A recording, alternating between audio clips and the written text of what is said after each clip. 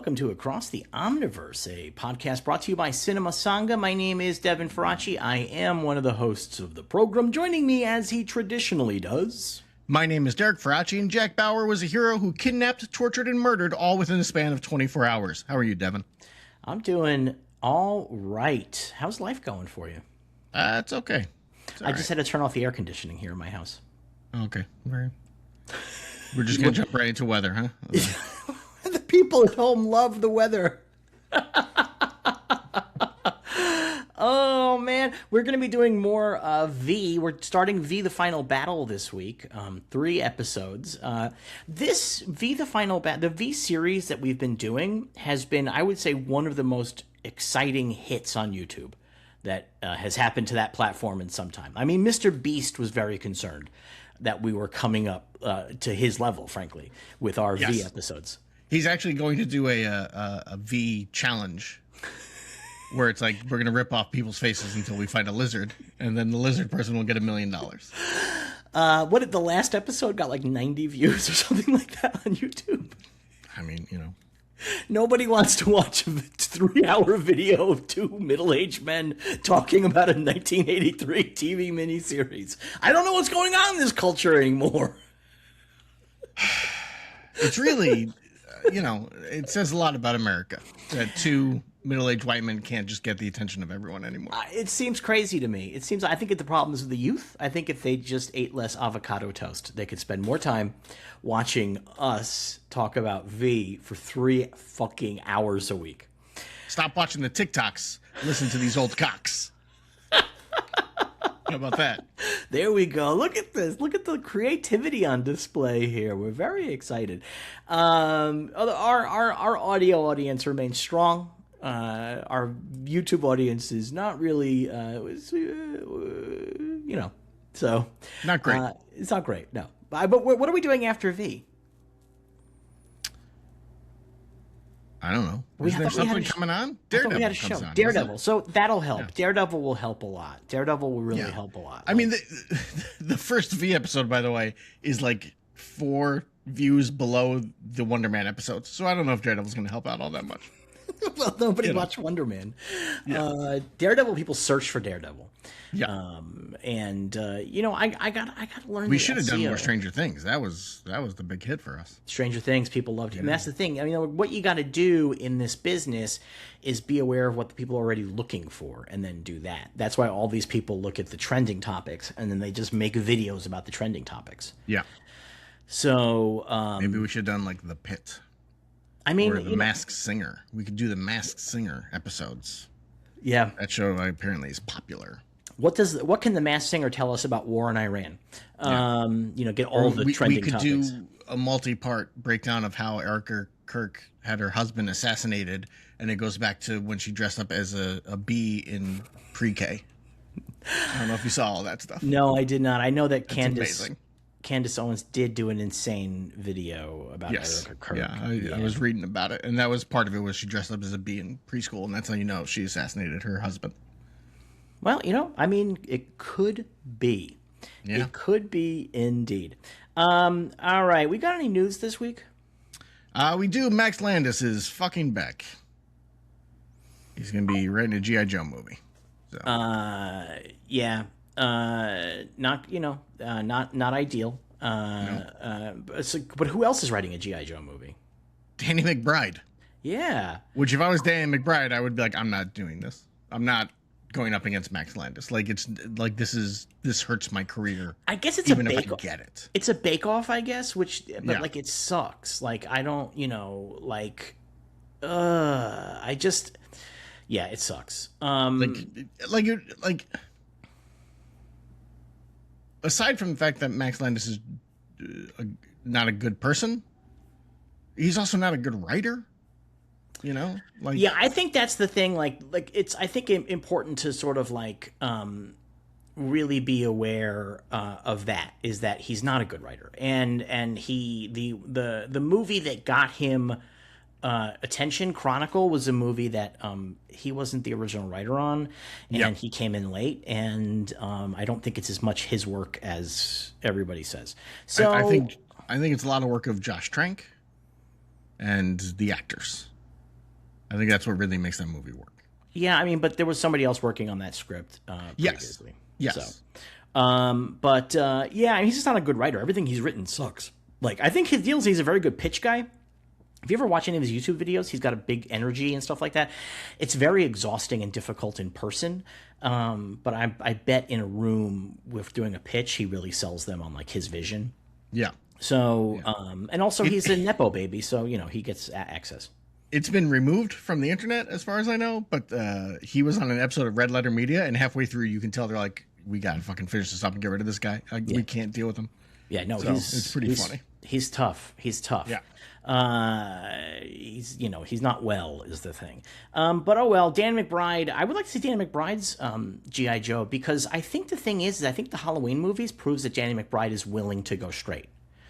Yes. Because he wrote those, right? So like those are not comedies. And so I think McBride is of the right generation for G.I. Joe, and I think is willing to go straighter, but I think also can bring funny stuff or interesting stuff. I think that Gemstones, the action on Gemstones is like terrific. It's great. Yeah. So I think I would like to see Danny McBride take it. I mean, I don't understand. I mean, I guess because MAGA owns Paramount now, that they're just like, let's get all the worst people.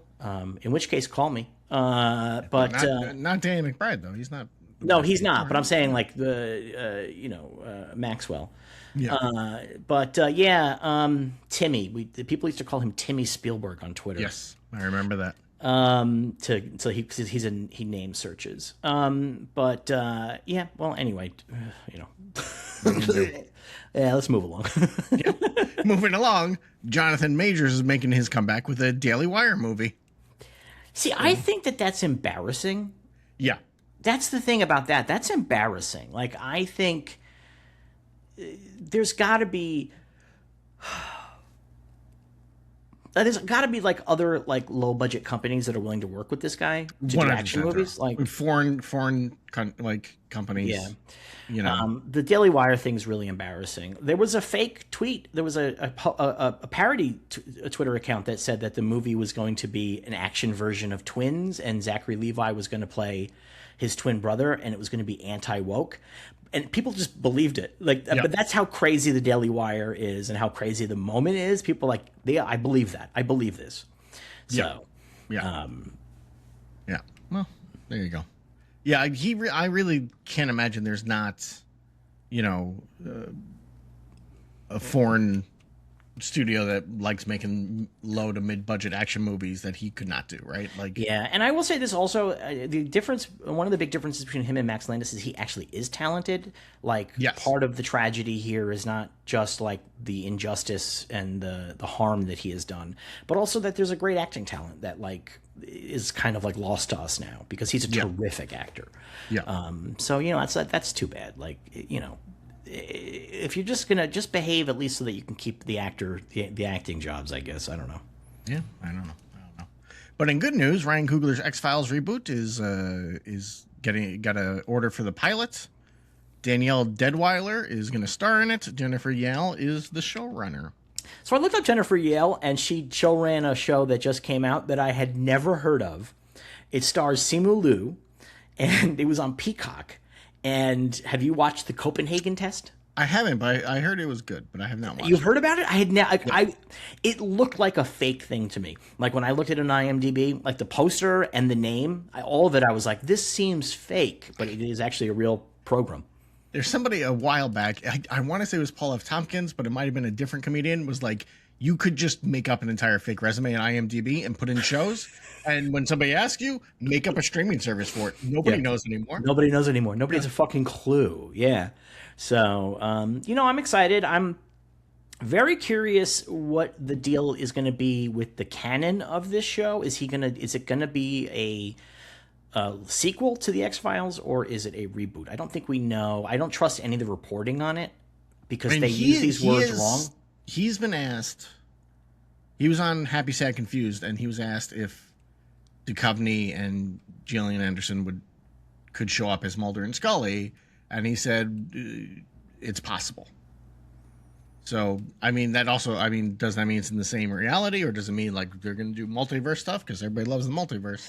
But see, the thing, I think that should be a fun episode of an X-Files show is that they discover there's another universe with another Mulder and Scully, and their alien conspiracy is just a little bit different. Like, I think that would actually be really fun. Yeah, I would actually kind of be into that. I would very much be like if, especially if you did it like a it was like Chunks from Outer Space kind of thing. Like, let Duchovny and Anderson be funny in the episode. Yeah. I mean, which they're great at. Yeah, that'd be actually wonderful. And if like the new Mulder and Scully see that they're married and have a baby, and they're like, "What the fuck?" Like that would be really. Yeah. I honestly, I would be into that. I almost feel like you have to do it as a sequel because they mined so much of 20th century conspiracy stuff. Yeah. For that show, and the alien plot is too clear at this point. Like I think that the mythology has become clear enough that like there's nothing to discover there necessarily, unless you discover that all that was a fake hiding something else.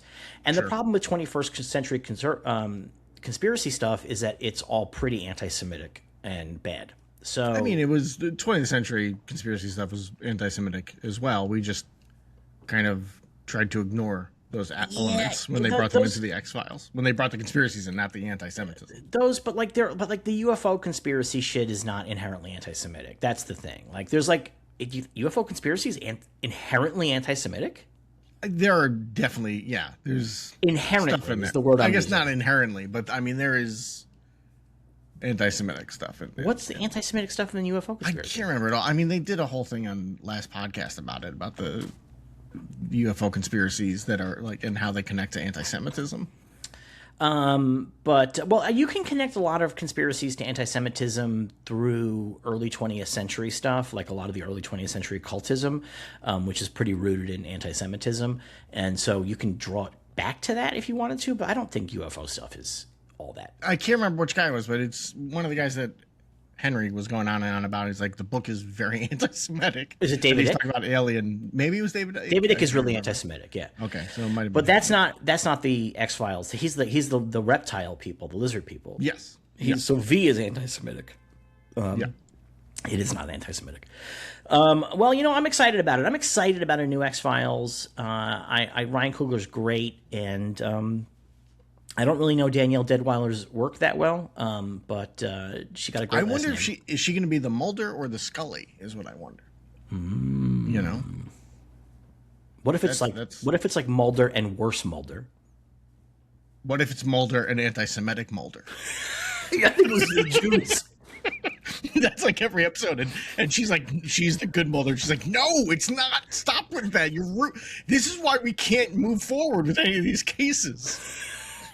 It's her. It's Danielle Deadweiler and Candace Owens are the stars of the X-Files. Okay. What else we got? What else we got out there? Warner Brothers is dead.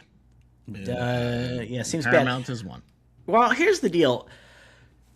It's not 100% a done deal, right? No. So it has to go through regulatory, which is going to go through. Like the problem is that the government's been captured by a fascist regime that is doing whatever it wants, and so it will make it through regulatory.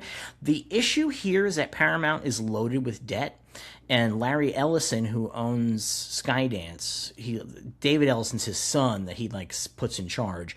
Yeah, he has leveraged a lot of this debt against his company Oracle, and so Warner Brothers has debt as well. So there's a possibility that the Oracle shareholders may be like, wait, hold on, what the fuck is happening here?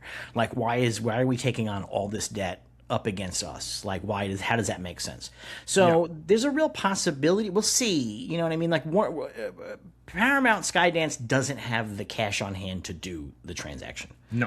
So I don't know how that's exactly going to work. There was a thing that Zaslav said at the town hall meeting that made me think that I'm wondering if there is not a thought process within Warner Brothers that this isn't going to go through, and that's okay, because he said if it doesn't go through, we earn $7 billion and we go right back to work. And that's like a weird thing to say, right? Like that's a weird thing to say, right? So I don't know if you saw the Netflix guy, what's his name, Ted Sarandos. Yeah. He did an interview where they asked him why Netflix backed out so quickly after Paramount put up their money, and he was like, "Look, we had a ceiling that we were willing to go to. It was that would have put us over the ceiling. It wasn't worth it, and the amount of debt they're taking on, they're going to have to license their stuff to us anyway." Like, that's how Netflix looks at it. It's like, you're going to be coming to us anyway, so we'll just get you for cheaper later. Yeah, it's, you know, and I was talking to a friend this morning, and the friend was like, I don't understand the economics of this. And I was like, it's not economics. It's an attempt to control the cultural apparatus. When you understand that, that's all that matters. An attempt to control the cultural apparatus. Yeah. So, yeah. Yeah, well, you know. This is meaningless.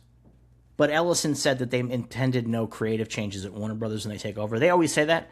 But they said that when they took over Paramount, and like a week later, what's his name, creator of Yellowstone, like left. Well, he left. He's like, these guys are in my way. He doesn't. He left. They didn't get rid of him. So, but he left. He said he left because they were like telling him he had to cut his budgets and whatnot. They were jumping. Yeah. He's like, I'm out. I'm done. But I think that means that, like, the only question that matters is what happens to the DC universe. That's all that matters, really, at the end of the day. That's all anybody cares about. Like, I know there's jobs and that there's, you know, sort of fascism taking over our culture. But, like, the DC universe, how's that going to be impacted? And it means that there's not a current plan to get rid of Gunn and Safran. Now, does Gunn want to work under the Ellisons? I don't know. It's a good question. I don't know. I heard a rumor that... there will be changes, that Superman is going to be pro-salvation and putting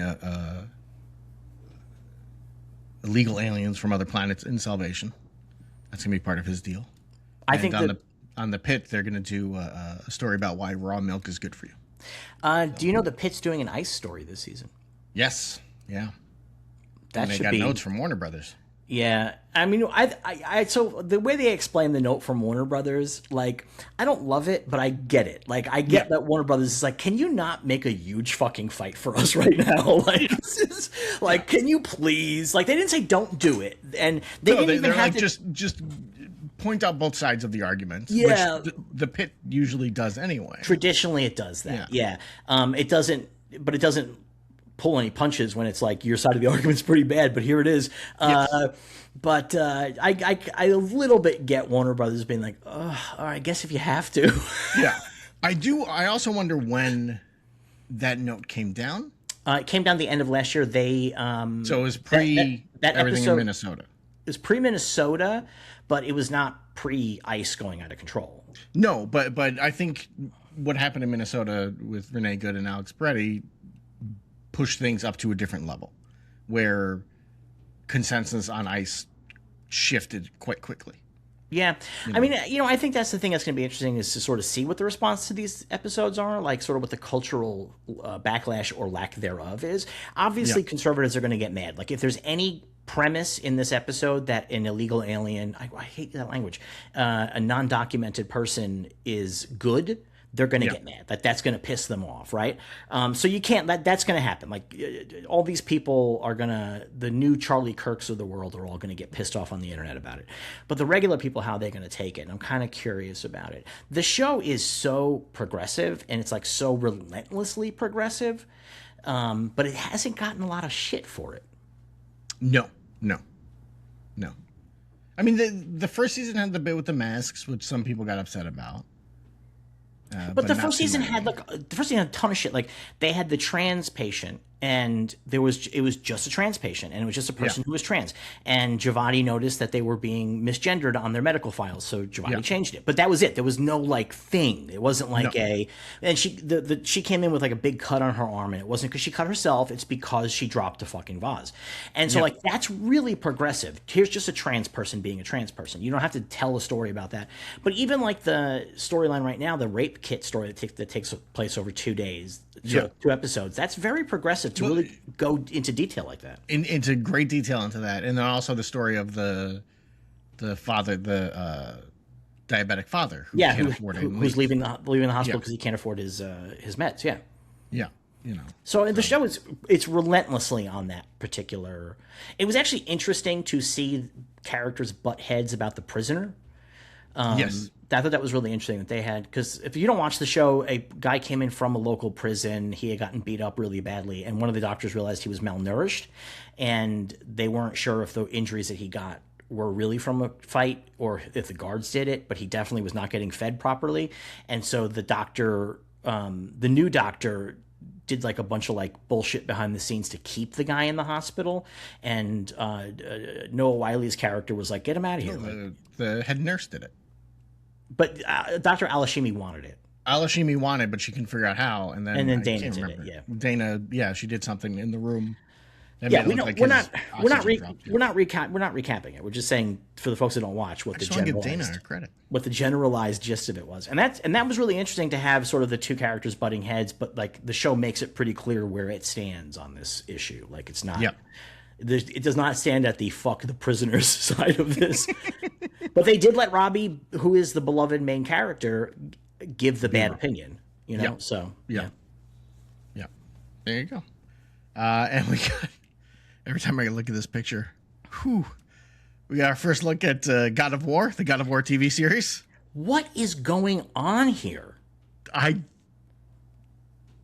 If you told me, honest to God, if you told me this was a picture of a Midwestern father and his son doing like a cosplay, like calendar thing, like, oh, we make a calendar every year of like different things we enjoy, and May was God of War, and like that's what this was, I would believe you. That this is what I imagine is a reasonably sized budgeted TV series is shocking to me. It looks terrible. That's not even the shocking thing. The shocking thing is this is the first thing they put out. Yes. That's the shocking thing. Because the thing is that when they're making the show, they have the opportunity to capture an image, you know, under ideal conditions in an ideal setting to create an image to first release. And that doesn't happen so much anymore. Like I think a lot about it's weird. I think a lot about when the first paparazzi pictures of Iron Man showed up on the first Iron Man. So Marvel released their own photo of Iron Man, and it was him doing the superhero pose. And that was great. Like that, like, you know, he looked terrific, you know? And there's no reason why you just couldn't get a shot of this guy doing like a cool move, but it looks like he's like trying to hold in his diarrhea. Like it's insane. It's an insane pose. Yeah.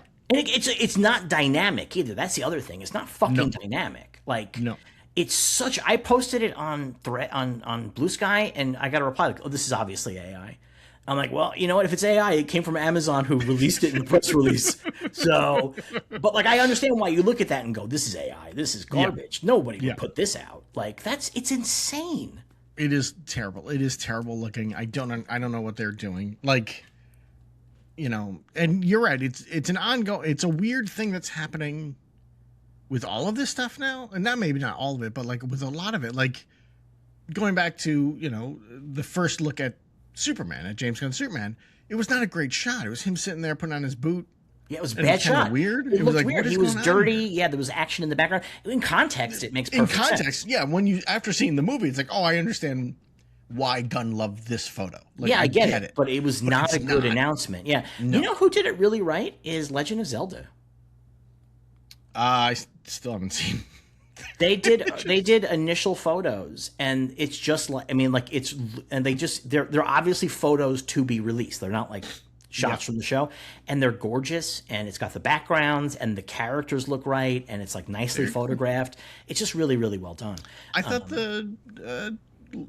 the Tomb Raider ones from like a couple of weeks ago looked good. Like, oh yeah, there you go. Yeah, they looked okay. They looked like something that, like a poster that would have been included in a computer games magazine from. Yeah, I mean, it wasn't great, but at least it was like, hey, let's pose it and have her, stand in there properly. Not, okay, let's get Kratos from God of War looking like he's got the itis, and his son is. It looks like he just got kicked in the balls, and he's doing a ooh. What if that is what's happening? What if this? Well, the kid's pulling his fucking. The kid's pulling his string back, and he just nailed his dad in the nuts. Nailed his dad right in the nuts. That's the secret, is that the show is a comedy. Yeah. God of nut shots. Yeah. Anyway, it's terrible, and somebody got to get fucking talking to in the publicity department about this one, because this is really bad. Plus, like, I don't know who's playing Kratos, but like the image makes it look like he's got a gut. Like, I can't imagine he's got a gut. It's because the angle is bad. Yeah. That's the thing. Yeah. That's why it's a bad image all around. Yeah. Yeah, very poor choice. All right, what else we got? For All Mankind season 5 trailer came out, and I am excited. I know that much. I'm pretty excited. I'm gonna be a little not negative, but a little bit persnickety, which is we just did a whole season of An Uprising on Mars. Yeah. And now we're doing Uprising on Mars 2. And I kind of, the way that the show's structured, that it jumps ahead 10 years, I kind of wouldn't mind having a lot of this stuff behind us. Yeah, I don't disagree. I will wait to see how they play it out. Oh, no, yeah, no, 100%. But, like, in terms of, like, me watching a trailer and being, like, excited or not, when I watch the trailer and it looks like it's just a continuation of the last season. Yeah. And for those that don't watch at home, each season jumps ahead a decade, so it's not a continuation of last season. Yeah, so, it does not pick up. Yeah, I mean, it picks up, but yeah. But it's 10 years later, so like a lot of shit has gone on in the meantime. It is not, but it isn't like they don't end a season on a cliffhanger and then pick it up next season. It is 10 solid years. So that's the thing that kind of got me a little bit. I was like, oh, we already did the Uprising on Mars. Like, I think what I'd be really more interested, I guess this is post Uprising where they're trying to establish their own autonomous colony. Yeah. And the Earth doesn't want to do it. I guess that's the deal. I think it's, from the sound of it in the trailers, that Earth is angry. You know, people are like, why are we putting more and more money into Mars? Let Mars do its own thing. Yeah. You know, and Earth is kind of like, yeah, like that bit of the president's like, we're done paying for Mars. So I don't really understand why they have to. The whole plot of the last season was them capturing this asteroid that was going to make Mars rich beyond all possible belief. Yes. Yeah. I mean, I guess we'll see when we watch the show. Like, I don't think the people are that stupid. Although it's really funny watching V, the Final Battle episode 1. I was like, did you guys watch the previous miniseries? Because they did not. I think because we'll get into it. But there's one person whose entire past changes, and it's like, wait a minute, what? Hold on. No, so like, unless they're doing that kind of a thing. But yeah, I mean, I obviously I'm going to wait and see. I will say, so they have been releasing some news reports, like from the 10 years in between. And guess what one of the news reports is about? What? Space elevator. If you listened to the Bad Batch, you would have heard me go on and on and on about how excited I am about space elevators. And there's a space elevator on Mars, so you'll get a chance to see how it works in the real world. And but the real world, yeah. But as I had said on the Bad Batch, the space elevator and taking the space elevator was a major part of the Martian uprising in Kim Stanley Robinson's Mars trilogy. Yes. And I would think on some level this show would try to not hit the same beats as that very acclaimed, beloved science fiction trilogy. I would think, but I guess that's not the case. Well, we'll see what they do with the space elevator. I guess, but it's just like, it's like one of the centerpiece things in that trilogy. Yeah. I mean, it literally changes the face of Mars when it collapses. So maybe in this they're going to be like, oh, you guys built a space elevator like in the Mars trilogy. And like, yes, but we made sure that it won't collapse. And that's the last it ever gets mentioned. Kim Stanley Robinson would never have written that trilogy because he wrote it at a time when there was, I think, people on Mars. Yeah, but I mean, we've seen, the show kind of skirt around things that would likely not exist. Yeah, but I think that somebody would not be writing a speculative novel about colonizing Mars if we were actually colonizing Mars. Do you know what I mean? Like, because he has the first human stepping on Mars. Speculative novels about colonizing the West as we were colonizing the West. Like, I don't think they wrote bullshit because they weren't getting real news out of it, so they could just make up whatever they wanted. The structure of information has changed. I mean, but the thing is that I guess maybe Kim Stanley Robinson could have said it in that world's Mars. Anyway, nobody's going to say the words Kim Stanley Robinson on this fucking show, so I wouldn't worry about it. But who knows? But maybe they should. He's a very good writer. Yeah. And then finally, Mephisto is furious because Tom Holland and Zendaya have gotten married. I love this for those kids. I'm this for those kids. They've been together for a long time now. 2016 apparently is when they got together. 10 years. That's great. 10 years. That's insane. That is wild. Good for them. Yeah. I love them both. I think they're both wonderful, and I wish them the best. I love that Peter Parker and Mary Jane is a true romance. I mean, that is really special, right? She's not Mary Jane, though. She's MJ. But that is really special, right? Like, I think that's really, really terrific. Remember when everybody got like racistly angry about her being cast? Yes, I do. I do. I remember people were angry about that, and then there was another actress that was rumored to be playing Mary Jane, and people were angry about her because she was a blonde, I think, right? No, they were like, she's not attractive enough, and she's like gorgeous. I can't remember who. Oh yeah, I know who it was. It was the girl from The Descendants, right? Was it The Descendants? She went on to be like an anti-vax weirdo, I believe. No. At least I don't think that's who it is. No. I can't. Well, we're looking it up. We're doing middle-aged men googling now. But I can't remember the most beloved. She's in. The most. You think beloved. The Descendants, huh? I think she was the daughter in The Descendants, wasn't she? But maybe I'm wrong. Anyway, who cares? She didn't make it. Yes, Shailene Woodley. Yes, and she was like in like the Divergent movie, maybe. Yes. But is she a thing? I thought she married somebody who is. I think she's like does. I mean, I don't want to say because I don't want to like say bad things about a person if I don't actually have the information. So that was my understanding. I'm pretty sure she was with a guy who was a baseball player who was very, very anti-vax, if I remember correctly. But I could be wrong. That's not really my area of expertise. Anyway, is that it for the news this week?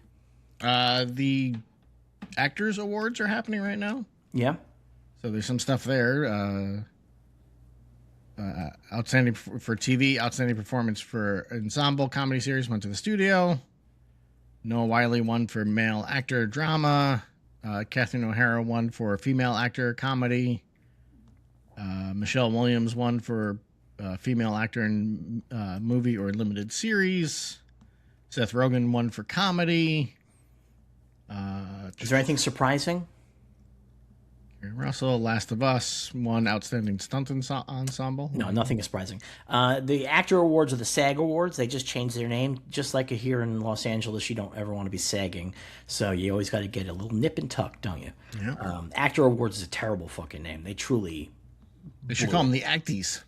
I mean, that's probably that's what somebody like in the meetings like, and we call them the Acties. Yep. Yeah, no, I think it's terrible. It's terrible. Like they should have named it after some actor, like some famous actor. The Brandos. No, Brando has a lot of problematic stuff. Oh yeah. Anyway, we got letters this week. We do. Rob says, I'm really enjoying the V rewatch. It's been such an interesting listening, revisiting the series and hearing the two of you pick it apart with so much insight and affection. Oh, I have vague memories. Yes, thank you. I have vague memories of it first time around and from repeats in the 90s, but I'd forgotten most of the details. However, it just seemed like V was there in the ether, certainly in Ireland anyway. One small thing I noticed, and apologies if you've already mentioned it and missed it, there's a particular Cinema Saga crossover between V, Quantum Leap, and The Flash. Richard Hurt John in V plays Captain Galaxy in Quantum Leap. One of the show's best episodes, in my opinion. And Jason Bernard, who plays Caleb, plays Nightshade in the 90s Flash series. Given Derek's effusive enthusiasm for both of those programs, I was surprised it didn't come up. Was there a particular reason for this? Perhaps it's being kept for future discussion about jobbing actors, especially considering how many members of this cast have such a rich and varied careers. Anyway, keep on fighting the good fight. I'll tell you why they didn't come up is because, yes, of course I recognize them from V and Flash, or from Quantum Leap and Flash, but before Quantum Leap and Flash, I was a V fan. So to me, when they showed up in Quantum Leap and Flash, I was like, oh, that's the guy from V. So that's how it works in my head, is they are not from Quantum Leap. They're not from Flash. They are from V. So that's why it didn't pop into my thought process. You're letting us all down here. This is your area of expertise. I can't believe there was a Quantum Leap connection to this that just got 6 hours of podcasting, and it was just never mentioned once. I mean, we haven't spent much time on the character, and yeah, like I said, to me, he's not a Quantum Leap actor. He's a V actor who appeared in Quantum Leap. Who's Captain Galaxy? What's the story there? Captain Galaxy is an episode of Quantum Leap where Sam leaps into Captain Galaxy's assistant. Captain Galaxy is a TV show about a guy who is like a sci-fi It's like a Buck teaching Rogers show kind of thing. Okay. So like they go on like bad adventures in the late 50s, early 60s TV, and then at the end they answer questions from the readers or from the viewers.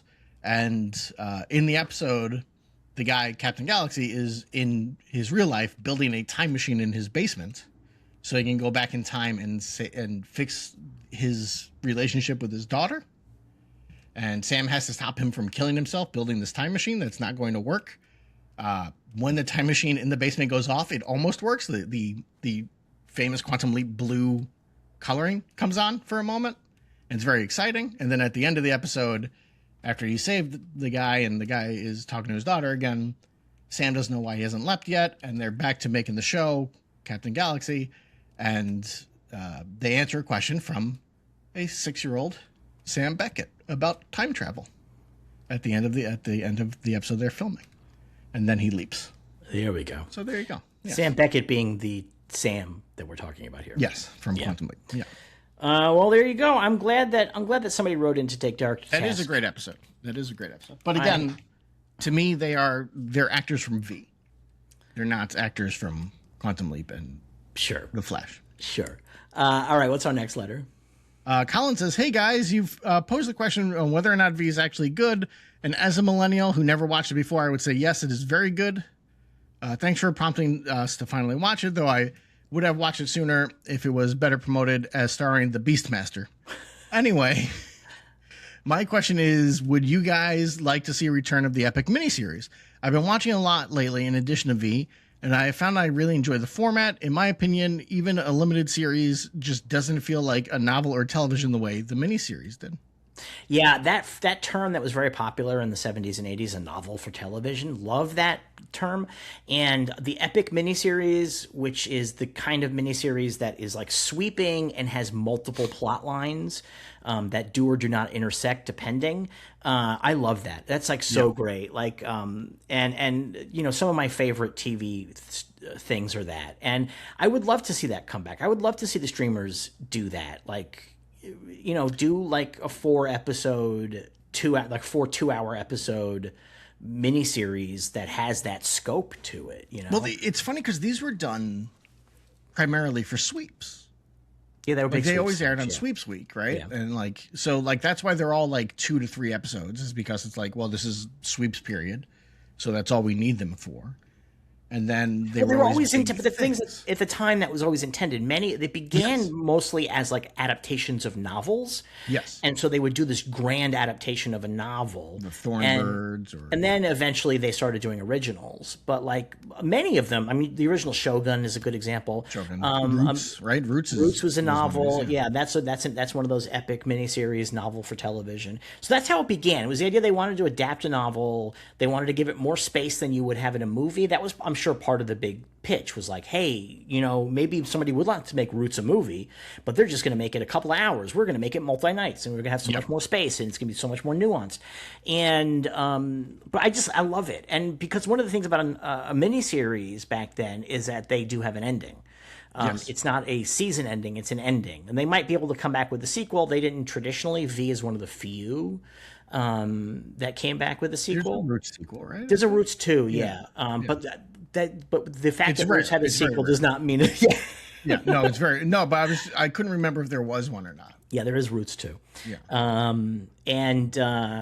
So yeah, I love it. It's one of the great formats of television that they don't do anymore. And it was a thing that only television can do, you know, because it is much longer than a movie, but it's shorter than a TV season. It's got its own vibe to it. And yeah, I just miss the hell out of them. I wonder when they died out. Like, there was Sci-Fi Channel did the Dune one. They still do them. I mean, Chernobyl is technically an epic miniseries. Isn't it like 10 episodes though? That doesn't make a difference. I mean, they're hour-long episodes. I mean, like, you know, I would argue that, like, ideally they're movie length. Each episode is movie length is the ideal version. But I do think that, like, if it's, I mean, some people, does he mention that he doesn't consider limited series the same thing as a miniseries? It really isn't. But, like, it does sort of need to be movie length each night. But like, there's a really great Jesus of Nazareth. Zeffirelli did it. And that one, there's obviously Roots. Shogun is another one. I looked up Gettysburg. Winds of War, that was a big one. Gettysburg was a big one. North and South, right? North and South, and Mr. Patrick Swayze, and Lonesome Dove, which a lot of people have been revisiting because Duvall was in that, and he considered that his best role. And also the original Stan miniseries too. Yes, the Stan miniseries was a great one. The original It was one of these. Yeah. When original It, HBO's Angels in America is like this. That's great. But like, yeah, I mean, I guess I don't really count Band of Brothers. You know what I mean? Like, because it's hour-long episodes. So I guess it has to be movie-length episodes. Yeah. So yeah, but yeah, I would love that to be to come back, for them to do that. I think that would be a great way of doing like a semi-weekly release on Netflix, because the miniseries often would air multiple episodes in a week. It'd be Tuesday and Thursday. And so Netflix could drop them like that, a 2-hour here and a 2-hour there. Like, you know, I think that the excitement for the finale of Stranger Things proves that people do like that. They want a lot of stuff, but they don't have to get all of it. So, yeah. Yeah. I agree. Yep, that was the end of that question. Okay. Rizzo says, when the first issue of Power Fantasy dropped, you raved about it on the pod. Since then, I have been devouring new issues as they've been released over a year later, and we just hit the final issue of the current series. Don't say the spoiler, by the way. Oh, okay. I haven't read it because I'm reading the series and I haven't gotten to the end. Would love to hear some spoilerly thoughts if you have finished it up. I found the series to be refreshing and beautiful with the... I'm reading it in trade.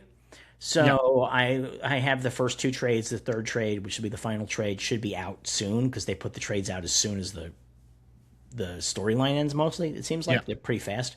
So I'll be reading it as soon as it hits trade. I think it comes out in April. Yeah. I pre-ordered it. Yeah. So I will be able to tell you. But I like the book. I like the 2 trades. And I'm very curious about how it's going to wrap up. And I love it. I think it's great. I don't want to see it adapted. It should live in this form. I think this is the best form for it. So yeah. I've read the first 2 trades. The end of the second trade blew me away. I was like, oh my gosh. And I didn't even know the third trade was the end, because I kept reading him saying like 16 issues was the plan always. I thought he wanted to go longer. Okay. Well, there you go. And then for some reason I put in a 4th question. Wow. So I guess we're gonna do 4. Okay. This is from Jeff. Jeff says, I really like how the pod has evolved, and I can't wait to see what all of you will cover. Now to my question. I know Devin is a Dune guy, and Derek may not care as much, but I really value his opinion on this type of thing. You shouldn't. Fan edits are hit and miss, and I have mostly missed them over the years. I saw the Phantom edit back in the day, and some of the re-edits many years later via your pod. You turned me on to Star Wars despecialization, which is the only way that I'll show my kids. Please note, my kids could care less about Star Wars. My understanding is that this is a huge problem for Disney merch and most legacy IPs in general these days.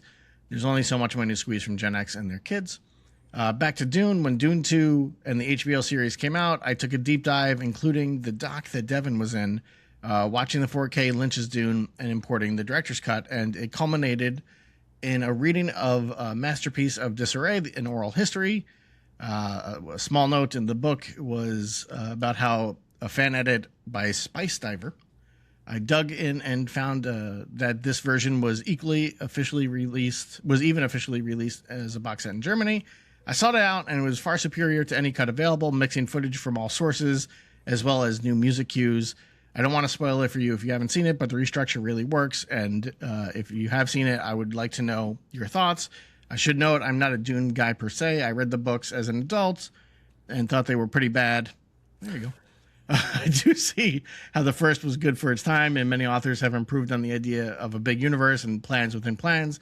My real interest was in how films bring them to life. In the Spice Diver cut, I see what the movie could have been, while still hampered by odd line readings and important names and details buried in actors swallowing their lines.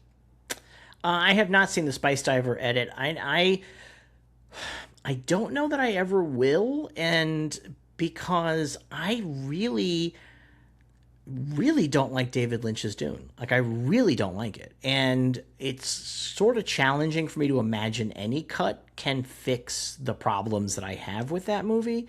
So I don't know. I mean, I guess at some point maybe I would be interested enough to take a look at it. But, like, it's just tough because I think that movie is kind of a disaster top to bottom. And I think the director's cut's still a disaster.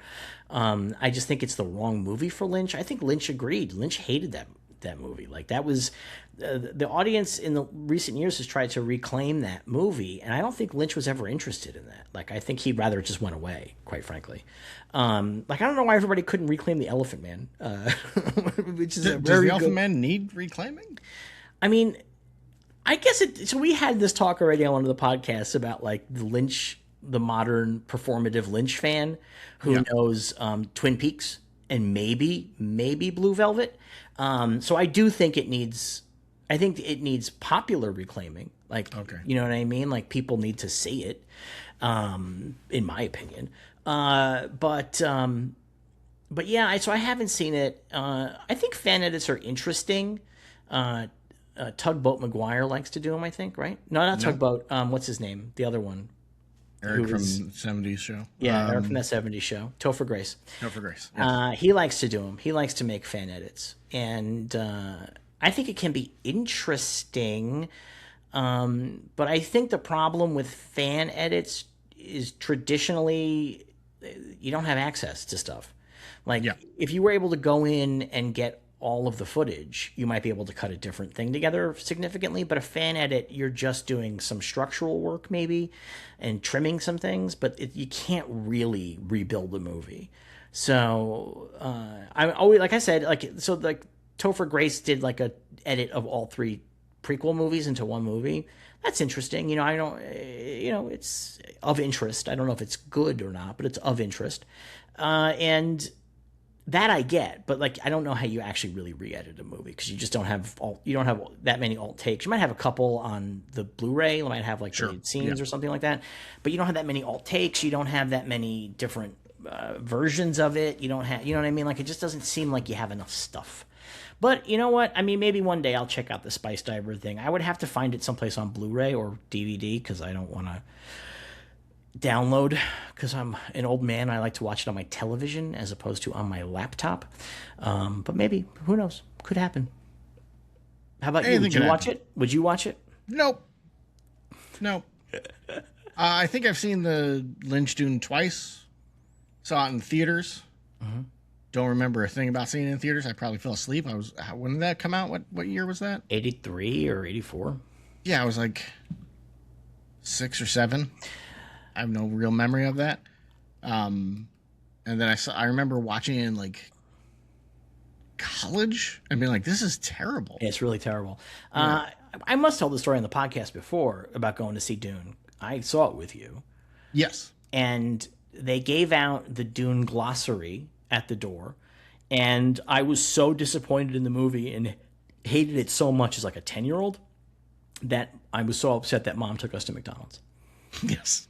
So that's my memory of Dune. So yeah, because I was really upset. I guess I had read Dune. I don't know how much I actually, like, understood of Dune. Sure. But I was a precocious little reader when I was a kid. I definitely read the books. Whether or not I understood the books is another matter altogether. So yeah. Well, there you go. Yeah, there you go. I brought something for show and tell. Uh-oh. Yeah, we don't usually do show and tell in this program. Get to the YouTube, kids. Get to that. What's the thing? I want people to go to the YouTubes. So I have here my original. Oh, look at that. V, the enemy visitor. Yeah. Doll, still in the case. The box. The box is great. Yeah. I like this because the lizard's head is so little. Because it has to fit the human head on top of it. Somebody that was working on the 90s Mario Brothers movie was like, that's what they should look like. And he's got a tongue that comes out as you can see here. You can put his human head over his lizard head. Yeah, it's pretty good, right? He's got a gun. I bought this as an adult because Mom wouldn't buy this for me as a kid. So I had to heal my inner child a little bit with the V, the enemy visitor. I've had that for a long fucking time. There you go. Yeah. So you don't have any V stuff. I don't have they don't make a ton of it. They don't. It really bums me out a little bit. But you sent me a nice. I looked in the past of getting one of the Friendship is Universal posters or something like that. You sent me one of those, a repro of one of those. Yeah. But I can't have the one that I sent you because that's weird. Well, I didn't put it up, so you can get it. I have 20 posters waiting to be framed. That's exactly my problem. I have so many posters waiting to be framed that it joined the pile, Yeah. But that's okay. Well, that's what we do. I sent you that Popeye poster that can never be mounted. I will need to become wealthy in order to get that done. That thing is so big. It's 6 feet by 4 feet. I don't know where I would put it, how I would get it framed. I've called many places in the past, and they're like, "How big?" No. Every time they're like, "What?" No. I'm sure, in New York or L.A. or Chicago. Oh yeah, no, you definitely could. Yeah. I've seen those kinds of posters framed here in L.A. In between, in the break, when we're getting ready to go do the next segment, you should look up the V Japanese poster because it's fucking astonishing. Oh, I've seen it. It's awesome. Yeah, and it's very rare, and I don't know why it's never been reproduced, but I follow a couple of poster guys that sell posters, and I follow a guy called Exotic Originals who sells Asian posters, and he sells them really at a real good price. He's very good price, and even him, it's $1,000. Yeah, it's because it's so rare, but it's fucking gorgeous. It is such an astonishingly good poster. So maybe I should try to remember to put that in the notes. What do you think? Yeah, I think it's a good idea. I think it's a good idea. V just never caught on with the rest of the world. I don't know. No, not really. In pop culture wise, it just kind of disappeared. Yeah, it never quite did. But that's why it's so important for us to bring it back. It's a crime. All right, you ready to talk about the first episode of V: The Final Battle? Yep. Let's do it.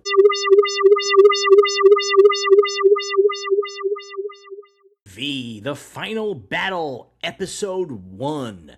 I want to specify in advance that we're only doing the final battle. We're not doing the VTV show. There was some confusion about that on our Discord. I want to make that clear to everybody. I would never make the folks at home watch V, the TV show. Either version. Either version. Yeah. No. Did you ever try to watch the remake? No, I never bothered. I tried. No, I knew there was no way I was going to like it. Do you know what I mean? It was one of those things where I was like, why be the guy who's on Facebook getting mad about Starfleet Academy? Why if I just not watch it? Or if it turns out that it's great, I can always catch up because it Battlestar Galactica. Right, it aired at a time when you could catch up. It isn't like it was in the 80s where you had to watch it the night it fucking was on. Yeah. But yeah, I mean, already V: The Final Battle is a step down from V. And the series is a step down from there, believe it or not. Yeah. So. Yeah. It's it's weird. I would imagine the last time I watched V: The Final Battle without it being within a day of watching V was when these originally aired. Yeah. And so my whole existence with them has always been you watch V, The Final Battle. Right. And the difference in quality hits harder when you take some time between them for some reason. It's weird. I don't know why. It's funny. I mean, one of the funny things about V: The Final Battle is that obviously because Kenneth Johnson didn't come back. He had his own creative ideas, and NBC had some ideas they wanted, and it didn't work out. Also, NBC wanted it immediately. They did not want to wait around. I began reading Kenneth Johnson's novel V: The Second Generation, which is his official what he wanted to do as a sequel. I have got to say Kenneth Johnson is a pretty bad writer. A novelist, I should say. Yes. And it's funny to read it because you can tell that he has TV writer brain, but he's trying to be a novelist. Sometimes screenwriters will write a novel and you're like, this is just a screenplay. But this guy is writing a novel and he is trying to write a novel, but everything is screenplay in his head. So there's a scene, like a chapter opens, like a lizard laying on a rock sunning itself. And we get like a fucking page and change about this lizard. And then the whole thing is just, it's clear that what was happening was it was an establishing shot of a lizard, and then it was going to pan up and there's a visitor ship going overhead. Yeah. But and that works really well in a script where it's like, yes, 4 lines, or on TV where it's 10 seconds. But like in the novel, I'm like, why am I reading about the thought process of this fucking iguana? Like, I don't like. Also, he introduces the aliens that have come to fight the visitors naked, and really is interested in their breasts. Okay, well, so, and because they're women. Do you think they're naked? They're naked women. Maybe that was the issue NBC had. Was he like, so these other aliens show up and they got big boobs? So and she's like, I only just started the novel, so I figure I'll be finished with the novel in time to talk about it for the final episode to sort of like compare and contrast. But I will say that the novel takes place 20 years after the miniseries. Oh, wow. Okay. Which doesn't seem reasonable to me. I can't imagine that that's what he was thinking originally. No, there's no way he was said it 20 years in the future. But also, it just feels like that the visitor plan would take less time than 20 years. Yes, I would think so. Right? Like that's what it feels like. They're moving pretty quick. Yeah, they're moving pretty quick, and they need water for their homeworld. You know what I mean? Yeah. Like, this is not like a thing that you just sort of let happen. Yeah. So I don't know. I mean, like I said, I haven't even gotten to like I've been introduced to some of the Resistance people, but nobody that I recognize from the miniseries. So we'll see. No Mike Donovan? Not yet. I mean, but this fucking miniseries, man, this is the Mike Donovan show. That's what NBC wanted, was the Mike Donovan show. Yes. Because that's what we get here, really, like big time. Like Mike Donovan's in so much. He was not in that much of the original miniseries. Like rewatching it, was like, wow. Like, yeah, he's in less. But they just jam all the rest of the characters to the side here. Which they also, I don't. There's too much time spent with the visitors. You know. I don't know. I'm actually okay with that. I mean, there's one point where it cuts to like a shot of Diane and Brian just watching Brian have sex with Robin, and it's a 30-second scene. And it's like, what was the purpose of this fucking scene? I actually kind of love that scene. I like the concept of the scene. It did bring in more questions to me about like them wearing the human suits and what's going on, but like, you know, it didn't do anything. It didn't move anything forward. I mean, I don't know. It's a 3-episode miniseries, so maybe that relationship is important. I mean, sometimes when you come and do it, remember when you're doing a thing like this and you're coming back a year and change later, you have to remind the audience of different relationship things. Like, you know, that's the whole reason Mike Donovan has to go to his mom's house. Yes. So that we can figure out a way to let everybody know that's his mom. Like what really is that something that is not explained in the first miniseries, as far as I remember, but is explained in this, is like, oh, that's not his dad, by the way. That's his stepdad. And that's why his mom have different last names. It is mentioned. It's like mentioned. Okay. What's funny is a lot of stuff, when Johnson did the original miniseries, he left a lot of stuff like to the side. Like it's there, but he's not going to like rub your face in it. He's not going to have Christine say, your stepfather, like they do in this, because obviously that's a note from NBC. Like this wasn't clear enough. Yeah. The episode opens with a dream. Mike is dreaming of rescuing Sean from the visitor mothership. That made me think about something, which is that it is really interesting that the original miniseries ended without him saving his family. Yes. That's like really interesting, right? That's like a really fascinating choice. Because that's not how you would normally do it. No, you would think, even if you want to leave it off with the sense of like the battle continues, right, like it does, you would think part of the victory for the Liberation Front would be, and also we saved Mike's son. But no. Instead, they saved Mike's son's friend. Yes. But I think it's really interesting. I think it's actually one of the reasons why the original miniseries is so great, because it is not just doing the dramatic beats that you expect from these kinds of stories. Yeah. So he wakes up and screaming about his son, because in the dream his son gets shot dead. And which, by the way, the kid that plays his son, if you look at his IMDb, him being shot in the back by a visitor is his IMDb photo. It's pretty great. It's really good. Yeah. He wakes up. He's in the dorms because they're getting ready for a raid. Everybody's wearing their black commando outfits, and we have Juliet's there, and she's like, "Come on, we got to go. 20 minutes." And we go to this plant where the visitors have big trucks. I like in this one, they just like put the visitor symbol on everything. So Everything. like, there's a point where there's just like a fucking like Cadillac with the symbol on it. Like, it's like so weird. It's like it's like an Oldsmobile. Yeah, like, it's just so weird. In the scene in the streets of LA when they shoot the two guys running from the police, there's just in the background, clearly the V were just hanging out in an alleyway, like smoking cigarettes, I guess. Like with their car. I have no idea. It's real weird when you start seeing their logo everywhere, and it's like, this feels strange in some ways. Well, but in other ways, it works. Well, that's what the Nazis did. I just think it's funny they're putting it on an Oldsmobile. That's what's funny, like that symbol on an Olds. Like, it's just really hilarious to me because it's a science fiction thing. They don't have like sci-fi cars. They don't have like visitor cars. You know what I mean? Like, I mean, there's definitely a fun thing of them, like, Jack the V is hanging out on the mothership, and he's like, "Oh, I gotta go down for my shift." Gets in the transport ship, transports down to Earth, gets into the Oldsmobile. Has to like refix the seat because Bill, who was driving around before, and it's like doing all that stuff. And he's like, "Oh, fucking Bill, you left the tank empty. I gotta go get gas now." He finds a rat tail in the passenger. He's like, "God damn it! This is why we need to have a garbage in here." Yeah. So we follow these trucks with the visitor symbol. They go into this plant, and people get out, and they're all like, "What are you making us do here? Why are we here?" And they make the people go into the plant. They get hosed down with a spray. That is a very explicit Holocaust image. Yes. A very, very explicit Holocaust image, because that's what they would do. They would delouse people as they came into the camps. And we find out that what's happening is they're being put into action figure cases. Action figure cases, or sort of like store-bought cold cuts. Like when you buy like Oscar Mayer bologna, like it comes sort of like that. Like it's in the perfect the shape of the item that you're buying. Yeah. And so that they're being brought back up to the ship to be put up there as food.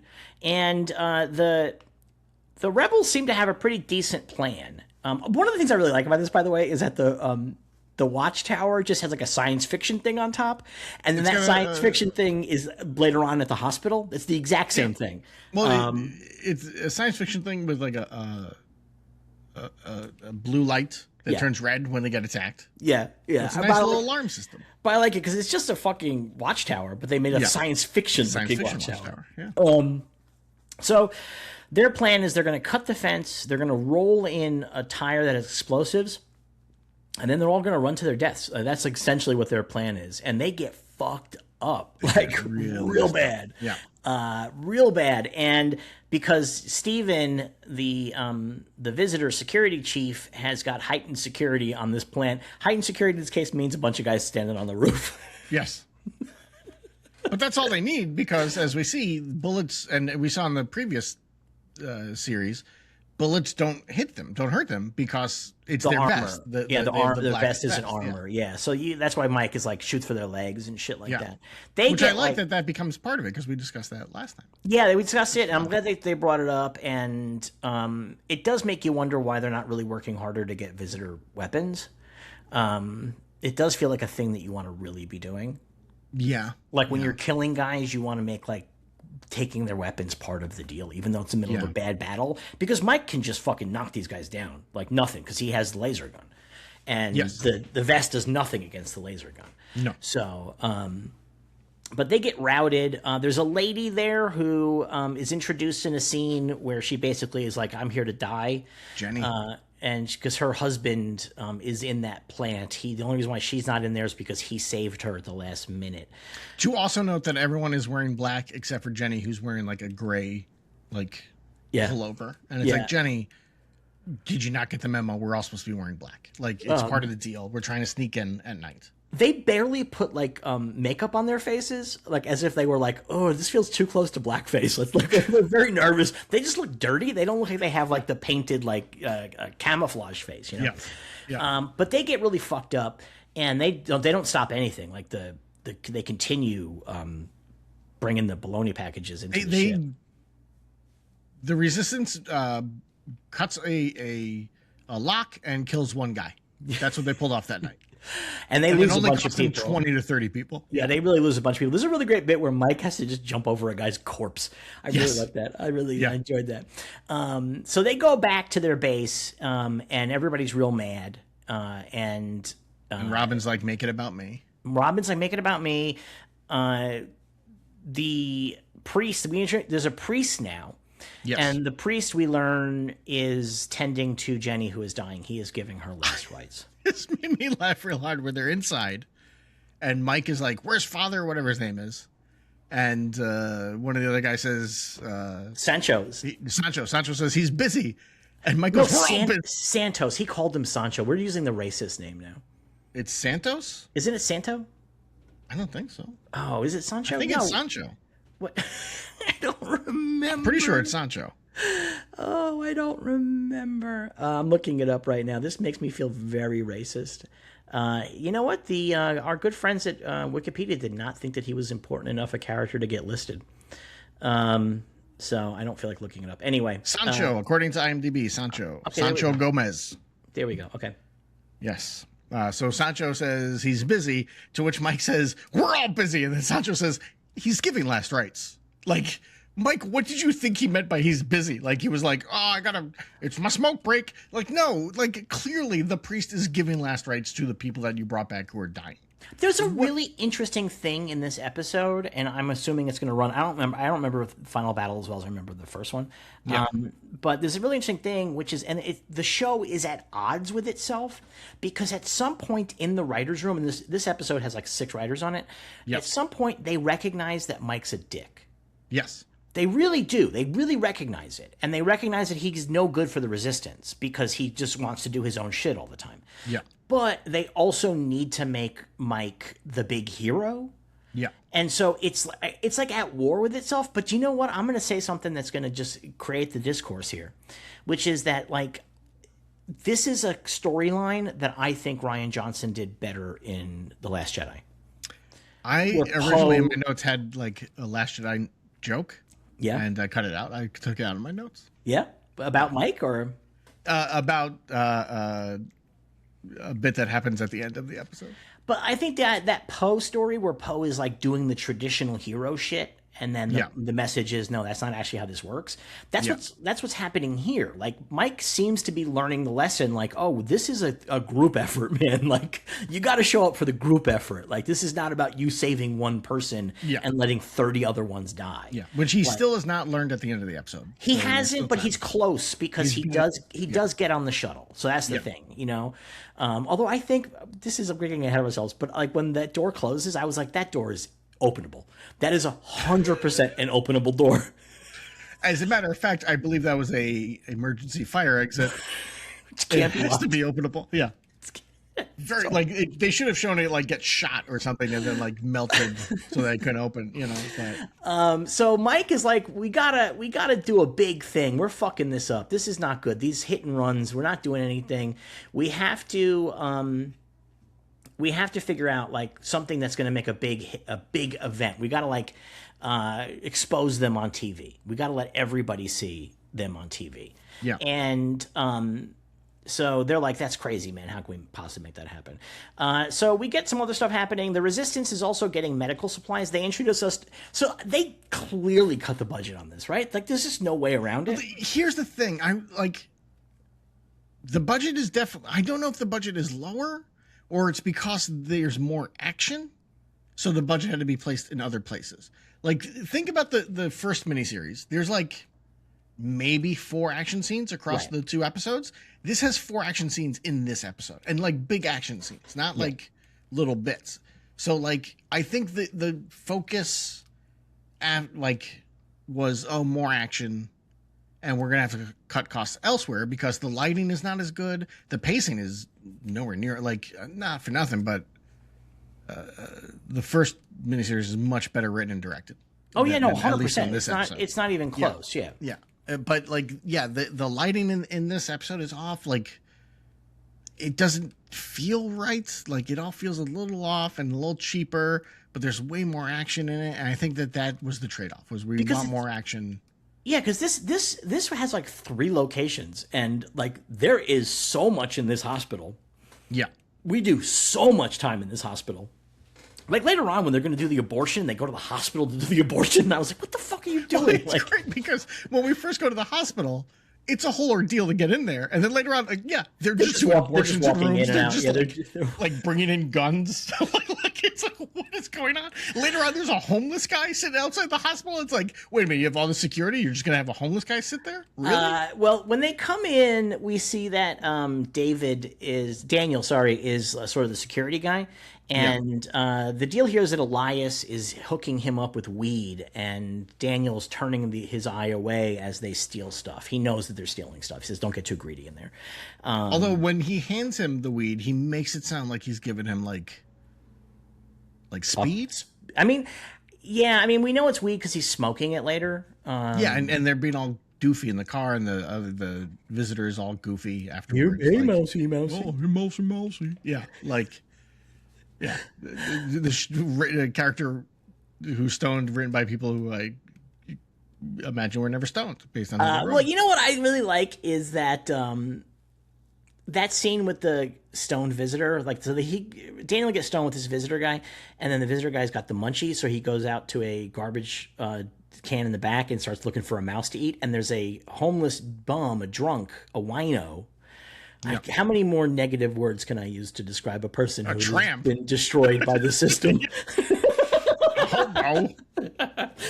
A piece of shit is over there, and this is a classic bit, like where the guy's drinking and then something crazy happens, and in this case he sees the visitor eat a mouse. Yeah. And then Brian comes over, the visitor, Brian is like, "What are you doing? They can never see us eat." And then he sees the homeless guy. And normally the way this story goes in movies is the guy's drinking, something crazy happens, and he either throws the bottle away or he just is like, "Oh my God, I need to drink more." Yeah. However, the Final Battle takes it in a much darker direction because Brian clearly just kills the guy. Yeah. Yeah, that guy's done so. Yeah. He's dead. It's not as well directed as the first, but I do like the visual language of that, where Brian walks towards the camera and then just the camera just becomes his entire outfit. You know what happened? Like he killed the guy. Yeah. This is not as good as the first miniseries. It's not terrible. Yeah, it's not terrible. Yeah. It's a little bit more like standard 80s TV. It's like closer to that. Yes. That's sort of the thing. So we're stealing medical supplies. We had this whole discussion with this doctor there who's like, "This is too dangerous for me." That's like sort of like a running discussion that they have with their collaborators, is everybody's like, "This shit is way too dangerous for me, man. Like, this is a little bit too much." And so we have that happening. And then what's the next thing that happens? Is it Christine trying to get the president, and John shows up and he's like, "Hey, Christine, I'll take care of that." I think that happens. Yeah.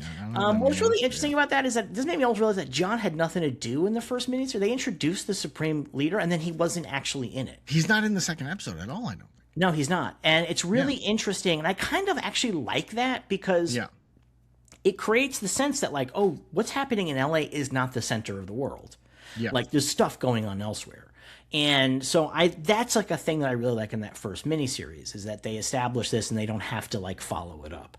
Oh no, you know what happens is Christine's in the hospital with them, right? And we also see that Michael's parents. Is that, I don't remember if that's first or later. I don't remember. I have a real problem with some of the order of some of this stuff because it's just them going to the hospital again.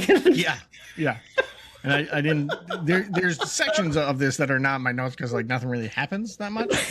But I do remember seeing like, oh look, oh no, okay, what I'm talking about has not happened yet. Okay, but no, on the ship, Christine's up there and she wants to interview the president, and they're like, "Oh, sorry, we'll get that happening." And then I thought that was done. We discover that the president is actually in the conversion process, and that Diana says that he's very strong-willed, and that feels like She says it's been 2 months. I know. That feels like, come on, give me a fucking break. The president is a fucking doddering old dementia man. It's Ronald Reagan.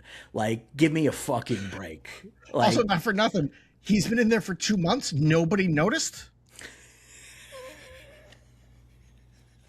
How is that possible? Or are you, like, letting him out, like, during the day? Like, okay, you can go back to being president, but come back on the weekend.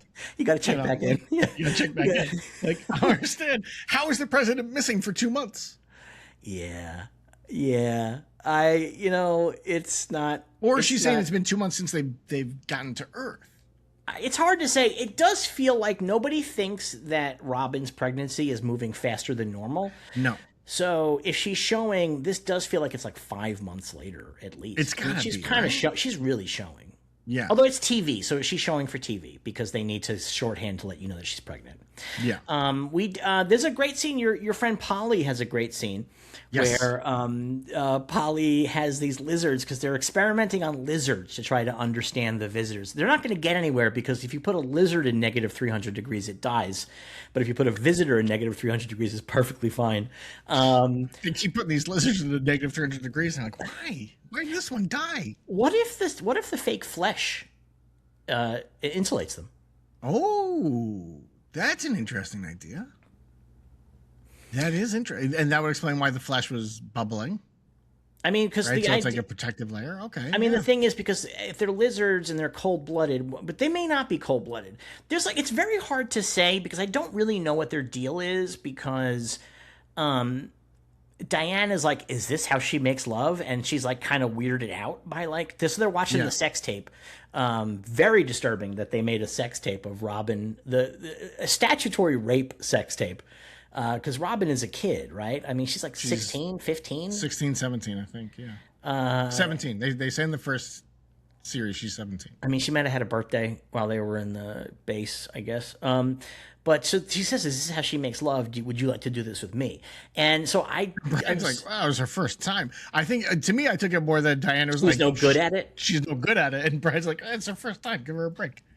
Yeah, I mean, maybe, because I think the thing is, like, I mean, because the lizards have a cloaca, and that's like their deal. Like everything goes through this, and so one would assume that they would have it. They lay eggs. They don't do live births. But what's really interesting later on when they're doing the laparoscopy, it's clear that her system is trying to create an egg, sort of inside of her. Yes. Like it's doing a weird thing. Like I don't think that this is even how the visitors have babies. Like I think it's totally.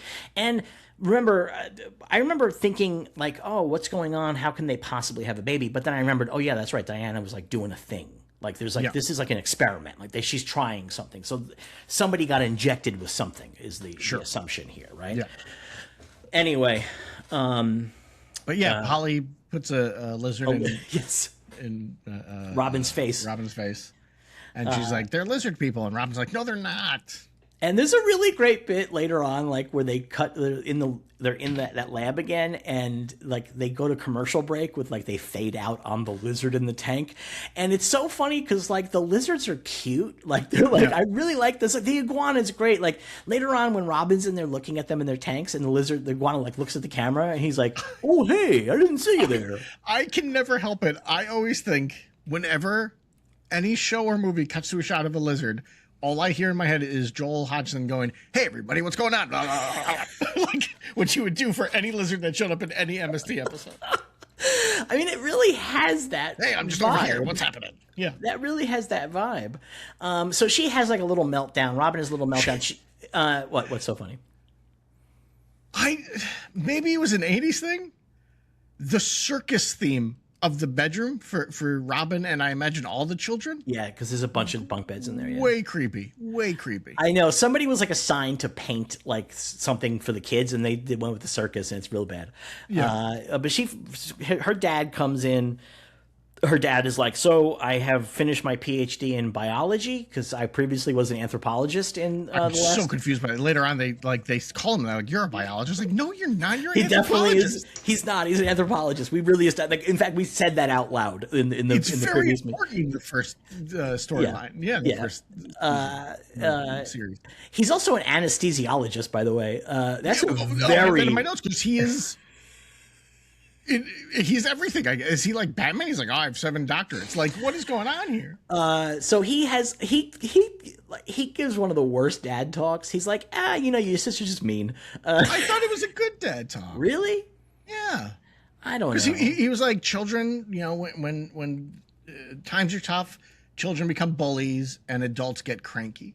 And he also says, look, you're not going through this alone. We're going to take care of this child together. It's not going to be just you on your own. Don't worry. I thought it was a very good father talk. I guess. Considering their mother's dead because of her. Yeah. Well, there's a part later on where you went off and got boned and your mom died. Good job. Well, no, the thing is later on, he's like, they killed my wife. And I'm like, I don't know, bro. I think you killed your wife. Like, I think, you really need to be, a little bit more aiming that in because you betrayed the human race, in a pretty big way. Let me put this out there. Yeah, what? What if V, the Final Battle, is in a slightly different timeline? So in this timeline, Robert Maxwell is a biologist, anesthesiologist, and it also explains why the cop is now a different actor. How about that? I like that they kept the cop, though. Even though they recast him, I like that they kept him. I didn't check to see if it's the same name or not. I think it's got to be. They had a cop last time, and they have a cop now. It just seems like it makes sense to be the same guy. But so, actually that cop is a really good example of, I think, one of the problems that I have with this, which is that in the original miniseries, we see him making out with somebody, and in the original miniseries that would have been a story, and here it's just he's just making out with somebody in the hallways of the resistance base. It's a story. It's a story? You think it's a story?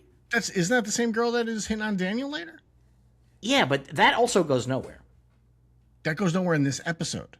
That definitely goes places. I remember that story. So you think that the fact that he's making out with her, they're seeding a story? I don't remember this at all. So I remember it.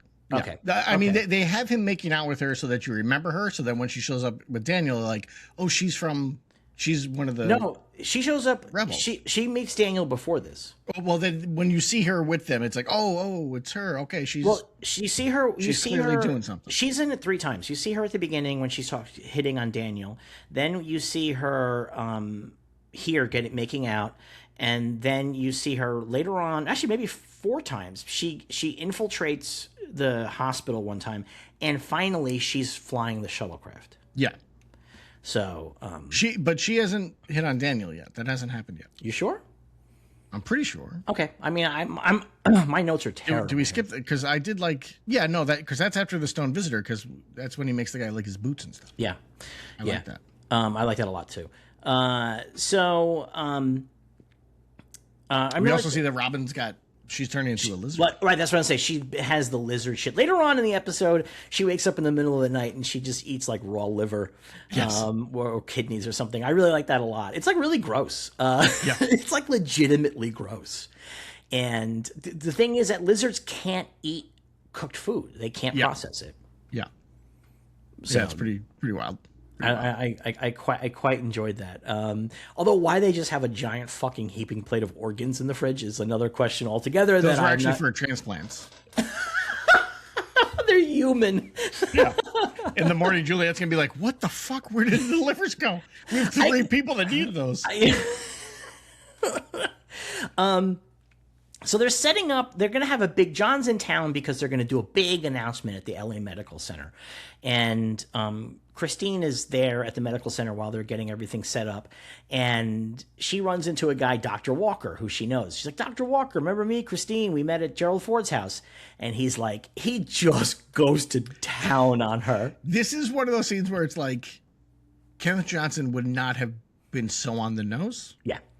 Because he is basically just giving us the thesis of this story, and it's a little much, and especially doing it right in front of everybody. That's the problem. He's just fucking yapping in front of every fucking visitor. Steven and Diana are looking at him the whole time. Yeah. like the scene almost feels like it should end with Steven being like, "We're right here, dude." Right, we're 2 feet away, bro. It is very funny, but he really goes to town on her. He's like, "Yeah, you betrayed the human race to these lizard fascists, and all this shit." And one thing I do like in the scene though is that Mike's parents are just in the background for some reason. Because they're there as part of the gala. Yeah, but we're so far out from the gala. They're just like there to help set up, I guess, and like that's look the over thing. everything. But I just like that connection of it. Oh, okay. They just walk by them. They don't have anything to do in the scene. I just like They might have play had of it. They might have had a deleted scene, because obviously Mike's stepdad is fully fucking aware that his wife is sleeping with a lizard. Is he? I mean, he's not so psyched to have Steven over the house. Yeah, but I think that's just because he's not into the fascism stuff. Is how I took it. I don't know about that. a That big guy old doesn't drunk. seem like he's got a real political bone in his body. It definitely feels like he knows that. I mean, her relationship with Steven is inappropriate, Oh yeah, like 100%. it's like the show Platonic. But yeah, so the Dr. Walker just fucking yaps, and we see Steven and Diana just like looking at him like, what the fuck? And so this is right around when we have Daniel making that guy lick his boots. So he's getting stoned in his little sci-fi pod, and he sees like a bunch of scientists coming in and to the building, and he stops them and he starts giving them a hard time, like, hey, do you doctors all operate on one another? And then he's like, get down on your knees, clean my boots. And the guy tries to like rub his boots. Because he's like, do you doctors all operate on one another? School is stupid. It's like, what? Like, Well, he's such a child because he says to the visitor, like, oh, these are the guys, they're going to graduate and they're going to marry the prom queen. Like, he's just such a fucking incel. He's such an incel. I mean, they nailed it on the head. Like, They nailed it. You know what this really... So he makes the doctor, scientist, whatever he is, get down on his knees and lick his boots. Yeah. And this really reminded me of Dogue. yeah. Like sending these children into these government agencies and just humiliating people. Like, I don't think they made anybody lick a boot, but I would not put it past them. Right, that's the thing. Like, and so like you can really like that's. There's a couple. You give Daniel a broccoli top, and he's modern day. Yeah. There's a couple of things in this show that, as I was watching it, I was like, I remember thinking this was a little over the top. And now I'm like, oh, I don't think any of this is over the top. Like the whole idea that nobody believes that they're actually lizards, I was like, there's no way. But now I'm like, oh no, 100%. They would 100% believe that. Here's why I'm confused about that. Yeah. Because they bring it up, they're like, it was on TV. No, it wasn't. They cut it off. I know. That's because they didn't watch the previous episodes. Yeah, it drove me crazy. I was like, what are you talking about? It was on TV. No, it wasn't. That was a huge part of the story. Nobody knows about that. Yeah, nobody knows. Like, yeah. I mean, like, I believe that there's probably a whisper network that they're lizards. That makes perfect sense. Like, everybody's heard stories. You definitely could go into like a bodega and get a dub of Mike's tape. For like $20. Maybe that's why, because they mentioned that Christine did a whole hour-long special debunking it. Yeah. And maybe that's actually what happened. Maybe it did escape they made copies containment. Because they did get Tony, out with it. Right? They did get out with it. Yeah. Like it never followed up again, but Tony got it out. Yeah. So like that actually, okay, you know what? That may not be actually a problem. That may actually have just sort of like been 1983 it's viral. Working through the streets and whatnot. Yeah.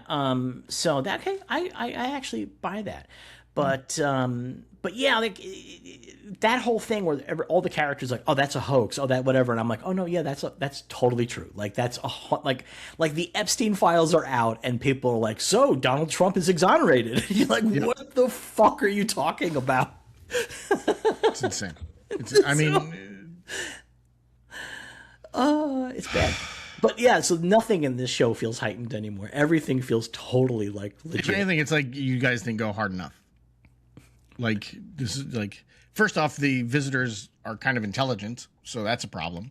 They should be real doofy. Exactly. They're like a little competent. Like that's the thing. Like that's what they're really missing, is that they're just absolute insane fucking incompetence. Yeah. So Mike is going to go meet Martin, and he has to meet Martin in the ballroom at the back of the Chinese restaurant. Mike? That's my favorite bit. Yeah, where is that going to? I don't know. He walks through a Chinese restaurant. There's a giant ballroom that he walks into. I have no idea what's going on. Mike, by the way, as he's walking down the street, once again, this makes me think they did, or at least I guess he remembers acting in the original miniseries, very bad at espionage because he's the most suspicious looking man walking down the street. Yeah, he carried that over. When he gets to this Chinese restaurant, which is the front for where they're going to meet Martin, two guys are running down the street getting chased by cops, and then they get shot by the visitors. And the visitors, like, surround them and point their guns. Now, that would never happen in America, right? Like, there would never be a situation like where the surrounding people who were watching would be threatened by the authority figures with weapons. That would never, ever happen. Yeah. No. Again, another thing on this fucking show that is just not heightened. It just is what we live in. Although, I am going to admit something. What's that? This might get me in trouble. If the cops were chasing those guys because they were running down the middle of the street, I agree, shoot them. Because you know my feeling about that. They're called sidewalks, buddy. Yeah. So he goes and meets Martin, and I have to tell you something. I don't know why Martin keeps dealing with Mike. I love Mike is like, where's my son? And Martin's like, bitch, I don't even know what he looks like. What do you want from me? It's so crazy. But, like, also Mike is just, like, so demanding. And, like, he's really just not, like... Martin must have a crush on Mike. That's the only thing I can honestly come to. Because it's so weird, their relationship. Because Mike acts like Martin works for him. Yeah. And, and Martin's like, everything you're doing is making it harder for those of us. Yeah, you're actually ruining it. Yeah, you're ruining it. Like, it's like, most of the fifth columnists are actually here. Like, that's where the main group is, here on this ship. We're spreading, but mostly we're here. And the security is so fucking tight because you will not stop raiding things. Yeah. That I can't help you. You're badly failing at it, too, while we're at it. But eventually Mike convinces Martin that he can get him uniforms. Yeah. Martin can't get them weapons. They're all accounted for, but uniforms that he can do. And the good news is we learned in the previous miniseries that the uniforms are one size fits all. So he can just grab any uniform and it will fit anybody. Yeah. But then, like, when Mike leaves, Martin's like sort of like, goodbye, Mike. And like they're like romantic cliffside rendezvous later on. Like, cliffside rendezvous is amazing. I mean, it's a nice shot. Like, don't get me wrong. It's a beautiful shot. Good location. It connects into like how the conversation starts because Mike is like, or Martin's like, all the water you guys have, you bastards. Like, it's a good bit, but like that opening shot, that is a like romance shot when they like that whole scene. It's a romance shot, and you're in your visitor uniform meeting with the most wanted man on earth. Like, I mean, like, and you're standing on a fucking bluff. Like, like it's crazy. Like, that's the kind of thing you do, like, under the trees. I mean, again, it's a nice. Or in the Chinese restaurant's weird boardroom. Yeah, like, whatever that is. So, turns out that Ruby is working in the hospital. I don't fully understand this. No, she's working at the security center. Oh, she's working at the security center. That's right, because Brian takes Daniel to the security center, and Daniel is even dumber than I imagined, because he goes, I never imagined people could live like this. And I'm like, what? You're an American. Like, I know you've seen this shit on TV. No. He says, I never imagined I would be in a place like this. I thought he said I could never imagine people could live like this. No. Oh, okay. No. And then he says something along those lines that, like, it must be great to live like this. And Brian's like, you could live like this one day. And he's like, I will. And Ruby and Brian's like, you reek of weed. You stink, bro. It is interesting that the biology of the visitors and the humans is close enough that we both get stoned. Yes, that's interesting. Could you get a lizard stoned? I mean, I guarantee there is somebody listening to this who in college blew weed smoke in a lizard's face. I guarantee. For sure, without a doubt. The thing is, as we see, the lizard, the visitors, when they get stoned, they turn into sitcom cartoon stoned. We're like, oh boy, I'm gonna go look for food in the trash. Like, yeah, they go like TV stoned, where Daniel's much more realistic stoned, where he's just sitting there kind of chill, and then he's like doing stupid stuff, but isn't like putting on a goofy voice. Daniel is more realistic stoned. He gets stoned and immediately begins committing evil actions. Yes. The devil's weed, the devil's lettuce has taken over his soul, and he makes a guy lick his boots as soon as he's stoned. But he says stuff that doesn't make any, like, is stupid, but, in his mind is really smart. Yeah, no, yeah, he's doing like the, oh, did you ever notice, man? Yeah. But yeah, so Martin can get Mike what? I like that in the scene with Martin and Mike. Mike is like, I've got to find my son. Never once brings up his ex-wife who's also been taken. He's just I love that. Whatever. I love that. Yeah, no, that's really good. That's like such an 80s divorce dad thing. Like, fuck my ex-wife. Yeah, like 100%. That's so fucking great. I love that. Yeah. But I do like when Martin's like, I don't even know what your fucking kid looks like, bro. It's like, what am I supposed to do? Mike is like, I don't actually have a photo of him. Yeah, like, great dad, Mike.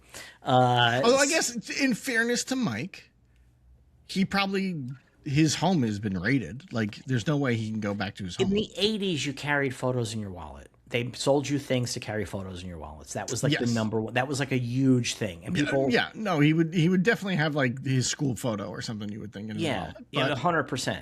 But at the same time, look at how tight Mike's jeans are. He's like, I can't carry a wallet.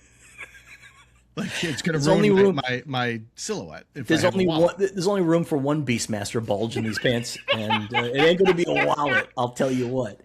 Like I said, my notes are very bad in terms of like what order things are happening. So I apologize. So they have to get. So Ruby tells them that they've changed the security badges, and you need to actually get one of these. And for the event, it's a big thing, and if any go missing, they'll recreate all of them. Yeah, and so they have to get a security badge, copy it, and then get it back before anybody knows that it's missing. Yeah, and so they're like, "How are we going to do that?" And so the cop and Elias, like, they're like, "Hey, cop, you're a cop. You probably know a forger. Hey, Elias, you're a hood. You probably know a forger." No, is it Mike that does it, or is like, you're a cop? That's Mike. You're a criminal. Yeah. You got to know who the best forger in the city is. Like, what? No, they don't. They do, though. They do. It's Dick Miller. It's great. Dick Miller. Like, what a great little cameo from Dick Miller.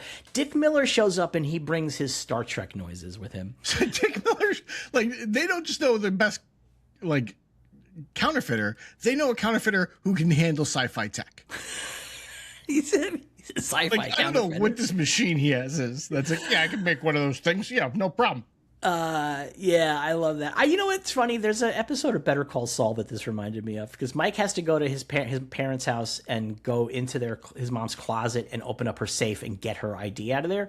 Yeah. And then has to be sent down. He drops it down to Elias, who brings it to the truck. There's an episode of Better Call Saul where they have to get a key, and they have the guy in the parking lot waiting in a van to copy the key. To make the copy of the key. And get it right back. And it's like, you have to get it done. And I don't think Vince Gilligan stole this from V, the Final Battle, but maybe he did. Although I bet there's probably other times that this has been a story point where... I'll tell you one thing I did notice. What's that? In the credits is that one of the producers of this, I don't know if he was a producer of the first miniseries, but he's of this, Robert Singer, who it was a very big part in the creation of Supernatural.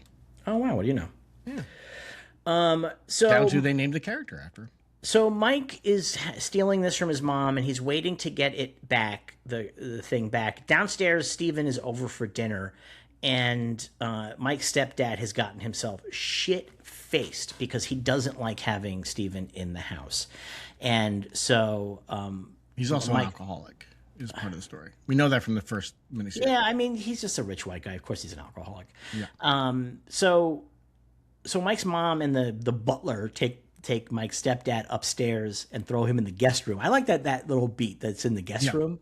And then we see her go, and like Mike is like hiding, and then she comes in, and he's going to go out the window because they replace the card, and she catches him, and she has a gun. And while on his way out, so they have to leave him behind because he stops to take a picture of his son. So he has to open the frame to get it. Yep. Just grab the whole frame, bro. Just take it, man. Like, that's it. Like, why do you have to open it? Look, not for nothing. You're sneaking around. You're like, okay, we'll use this ladder to get up to the second floor of the house. You can go in through the window. You got Elias down, like, on the ground. Once Mike goes in the house, hey, Elias, get the ladder out of there. Because now there's just a ladder to the window, and there's security. There's like visitor security walking around. One of them's going to notice that ladder sooner or later and be like, "That's weird. That's a weird thing to have there." It's pretty strange. But they have to leave Mike behind because he's taking too long. Yeah. And they're like, "This is too important. We can't let Mike." And that's which, by the way, their incognito mode that they're worried they're going to get caught is they are driving a rug cleaning truck that is just on the lawn of this house. Really good. Perhaps that's also a bad idea. Yeah, it's really good. I like it. So Mike's mom catches him and she pulls a gun on him and she's like, "What are you doing here?" And he actually, good thing he took that picture because he has the picture and he shows, "This is what I'm doing here. I wanted to get this." And they have a discussion where she's like, "You know, what have you done? Why are you doing this?" She's like, "Why are you taking your son's headshots?" And he's like, "These fascists." Again, like, you know what, though? People would be saying fascists, though. No, I don't mind them. The scene with the doctor was just so, like, his entire speech is so, like, this is the thesis of the show, that it was a little much. It was too on the nose. I feel like that's this, how people... I think, works fine. That's how people talk now. It's more that he's doing it while Diana and Steven are standing 2 feet away. The timing is terrible. Yes. This guy's a Nobel-winning scientist. He's a total fucking moron. Yeah. But so they had this conversation where she's like I guess you like these fascists, and she's like, "Well, it's as long as you're interested in law and order, things are good for you." And he's like, "Well, you know, that leash they got around your neck, just don't try to pull on it or they'll hang you with it." Yeah. And so he's gonna climb out the window and she's got the gun. He's like, "Oh, you wouldn't shoot your son." And then she sure does. Yeah. And not only that, he then falls out the window and she just keeps firing out the window at him. Fucking trying to murder him. She is really going to town with it. This introduced to me an interesting thought process. What's that? I was like, okay, so in this one, they are definitively saying that this, you know, he has a stepfather, that his mom either remarried or had him out of wedlock. We don't know what happened to his father. Remarried. We don't know what happened to his father. It's remarried. But my theory on this is that whatever it was, whatever happened in their past, they were not well off. And then she somehow met this guy who was well off and married him, and she's like, I know nothing is going to send me back to the way I lived before. And this would also explain to me Mike's entire lifestyle as well, of being like, no, I'm a lone wolf and I got to do things on my own because I've always been on my own and that's how it is. I like that. I think it connects well to their character. Sure, why not? I mean, I don't think the show gives us that, but that's totally reasonable. So she's shooting at him. She empties her gun shooting at her own son. Like, yes. Honestly, I'm watching this scene and it's like, oh, you know how this always goes in these stories. Like, oh, she can't. But no. I didn't think she was going to shoot. I forgot that she shoots at him. Eleanor fucking can. Yeah. She's rotten to the core. Yeah. So meanwhile, the Resistance have gone back home and they're waiting for Mike to show up. And Juliet's really sad outside waiting and waiting and waiting. My understanding is, by the way, that Mike is probably 20 to 30 miles away from where they are. If they're downtown, I have to imagine, I mean, I guess maybe they live in the city. Like, no. There's really beautiful areas. I forget the name of it, but east of Larchmont and shit like that. No, That's really gorgeous. Because you got to remember, she lives relatively close to where the Maxwells and the Bernsteins lived, and they're definitely out in the. They're like in Glendale or something, at least, right? Like, I mean, my guess is they're the West Valley. That was the discussion that we had last time. My guess is West Valley, which I mean, like, she could be like in Calabasas or something. That's an hour drive. Mike has to do it on foot. He might have gotten a bus. I can't even imagine how long that would take. No idea. But they're waiting, and he finally comes, and Juliet goes up to hug him. And it was inevitable that there would be a romance between these two. It doesn't mean I gotta like it. It feels forced. Yeah, real quick, real forced. Yeah. Yeah, I mean, it's inevitable, right? Like, you have the two leads. She's an attractive young woman. He is the Beastmaster. There's going to be romance. Like, you have to have it. Like, I get it. Like, especially in the 80s on TV. I would have liked it more if it was her and Elias, personally. I think her and Elias have much better chemistry than her. I would agree, but there's no way NBC is doing an interracial couple on this particular program. Yeah, I guess not at this time, huh? They let them have a whole fucking 5-minute argument about abortion. So like, It's pretty wild. It's pretty wild. Yeah. So you pick your battles, I guess. I do think that would have been a better relationship, I think. But you get it. Like, you kind of like the two leaders, it's mommy and daddy. Like, it's not great. And also it's a Han Solo Princess Leia thing, because he's the lone wolf and he does things his way, and she's running the resistance. No, that's exactly what's happening here, because she does all the Princess Leia shit. And the one thing I don't like is that they took her cane away. Yeah, she's not limping anymore. But that I guess the argument there is that she was injured temporarily, but I kind of like the idea that she would have been injured permanently. Like I remembered her being injured permanently. Well, clearly in my not. memory, that's how it works. Yeah. Clearly not. So now they have what they need to make all this stuff happen. So because this episode is all about Mike, now we have Mike going off and meeting up with Christine. He sends a note supposedly from his stepfather, and this was like somebody in the executive office was like, I really like horses in this show. Like, why are there horses in this program? So they meet on the bridle path, and she's riding a horse and he's riding a horse. And I love the note he sent to her too. It's from his stepfather. Yeah.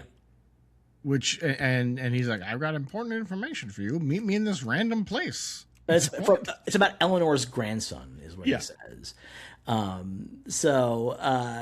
like, so we missed also. What did we miss? At this point? I'm pretty sure right at this point that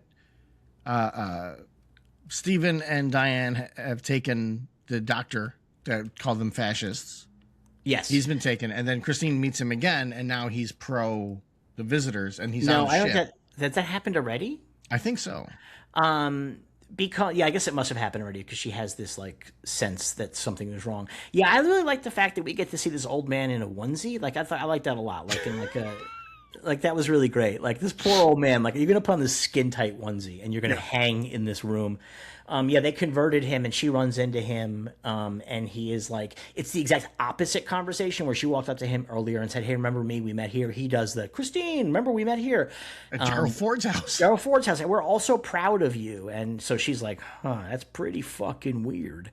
I do like that Diane is like, Christine's not going to do anything. So it's fine if she knows that we're converting people, that we clearly did something in this man's mind. Like, I like that. So I think Diana's thing here is, I don't think it's actually that. I think what Diana's thing is here is that she's creating complicity for Christine. And that's how these things work, is that like, they make you take the next step forward a little bit each time.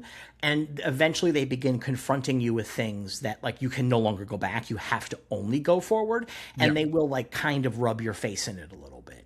And that I think that's how cults get you to kill yourself. Exactly. And I think that Diana is especially sadistic. So I think that part of the deal here is like, can I make her really fucking uncomfortable?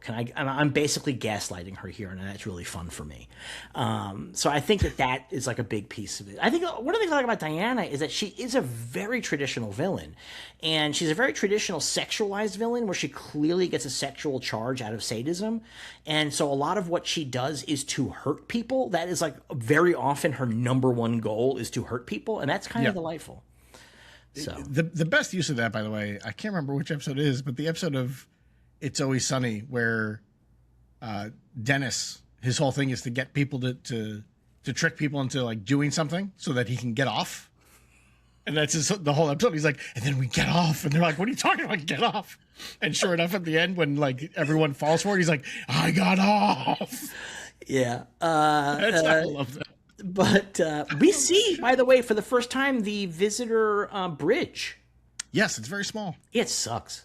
Yeah. But you know what, though? Here's the thing. Like, if you were go on like a destroyer or something, like, the bridge is small. Realistic. Like, they're actually, the space goes elsewhere. They're not using the space for that. Like, but they do not have particularly advanced computers.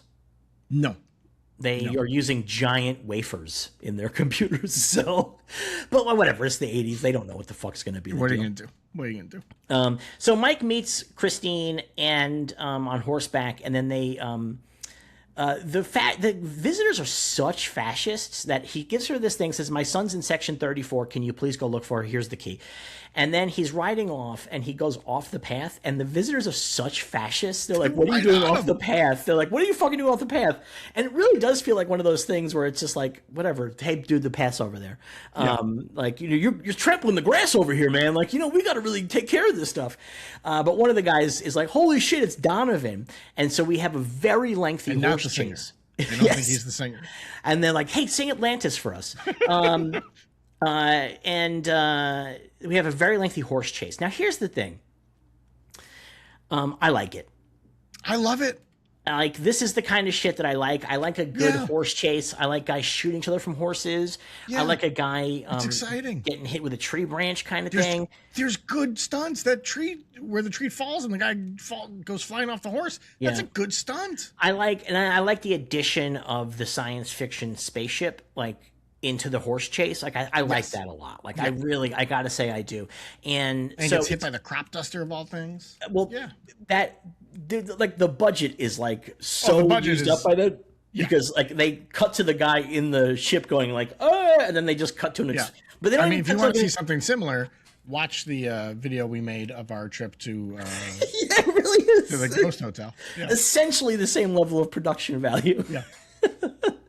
But it's a pretty good battle. It's a pretty good fight. It's a pretty good chase. But again, it just exists to give more action. I mean, definitely when they made this, NBC was like, all right, got to pump the fucking action up, because great, you have like this Holocaust allegory. Congratulations. But like, we really need to see, we're trying to do Star Wars here. Yeah, bro. All right, Poindexter. Let's get the gun. Yeah, we get it. We get it. How about they kill these guys? Yeah.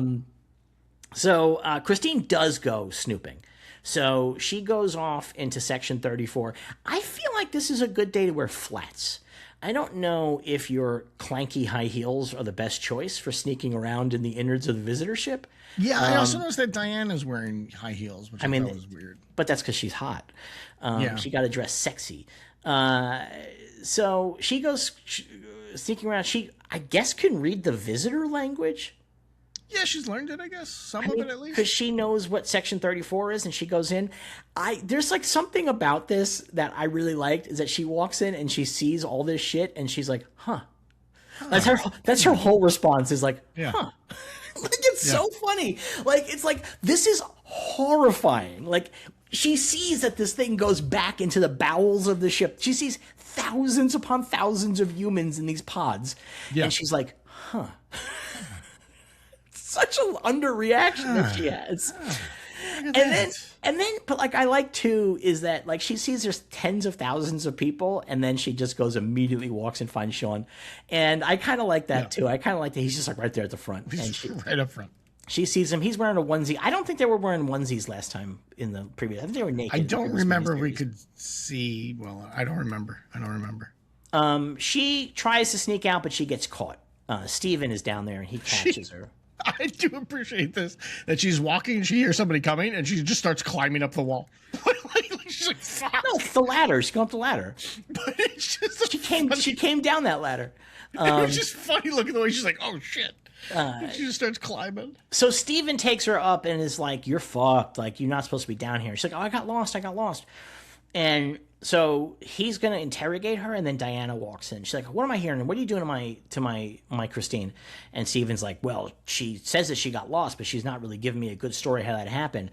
And Diana's like, get the fuck out of here. And Diana says to him, like, I know what you're trying to do. Like, this is pretty obvious. I like, this is an addition that I like in this miniseries, is like the infighting among the fascists.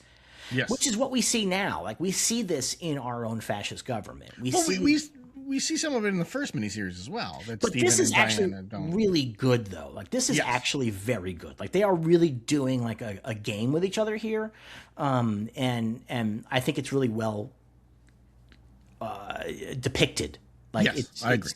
Maybe it's a little bit more on the nose than it was last time, but I just think that it's really well depicted. And I like that they're both very kind of open about it with each other. Like, yeah, I'm gonna fuck you, so Diana and takes, not like I'm fucking Brian. Exactly. So Diana takes Christine into another room and tells Steven, like, listen, I'm going to take care of this. Don't worry. She definitely it was definitely an accident. I'm taking care of it. And Diana does her sexy thing with Christine again. And she's like, listen, this is, a bad look. Like, it's a bad look for me. I'm going to just say Christine's hair is weird. Her hair and makeup is not good. It's not good. Yeah. They did her dirty as hell in this. I think it's on purpose. I think they're trying to make her look tired, like that she knows what's happening is bad, but she doesn't want to admit it, and it's affecting her physically and emotionally to some extent. I mean, that nobody else looks bad, but she actively has like bags under her eyes and like but her hair is weird. So bad. Her hair is so bad. Weird. Yeah. And I mean, like, so the thing is, sometimes actors do piss off hair and makeup. And hair and makeup will fuck up their wigs and stuff like that. Like, that does happen. Like, that is an actual thing. And so maybe this actress just pissed off hair and makeup. But I like your take on it. It feels very nuanced for a 1980s miniseries, frankly. Like, it's like requiring you to actually see the screen, which is not usually the way they actually go. We at the medical center, wouldn't you know it, Harmony is there. She's got her food truck there, and wouldn't you know it, Willie's there. And they run into it. They haven't seen each other since the attack on the plant, and they're so excited to see each other. And they talk, and they have their cute little meetup. And Harmony's like, "I gotta fuck you. I gotta do it. I gotta fuck you right now." My favorite transition to another scene of all time, without a doubt, is she goes, "I want to be with you, Willie." Cut to something else. Don't return to that. Like that's the end of that entire scene. I was laughing. The thing that it cuts to is going to be important because it is our resistance guys who they have a fucking revolving door on this hospital. They just getting in and out.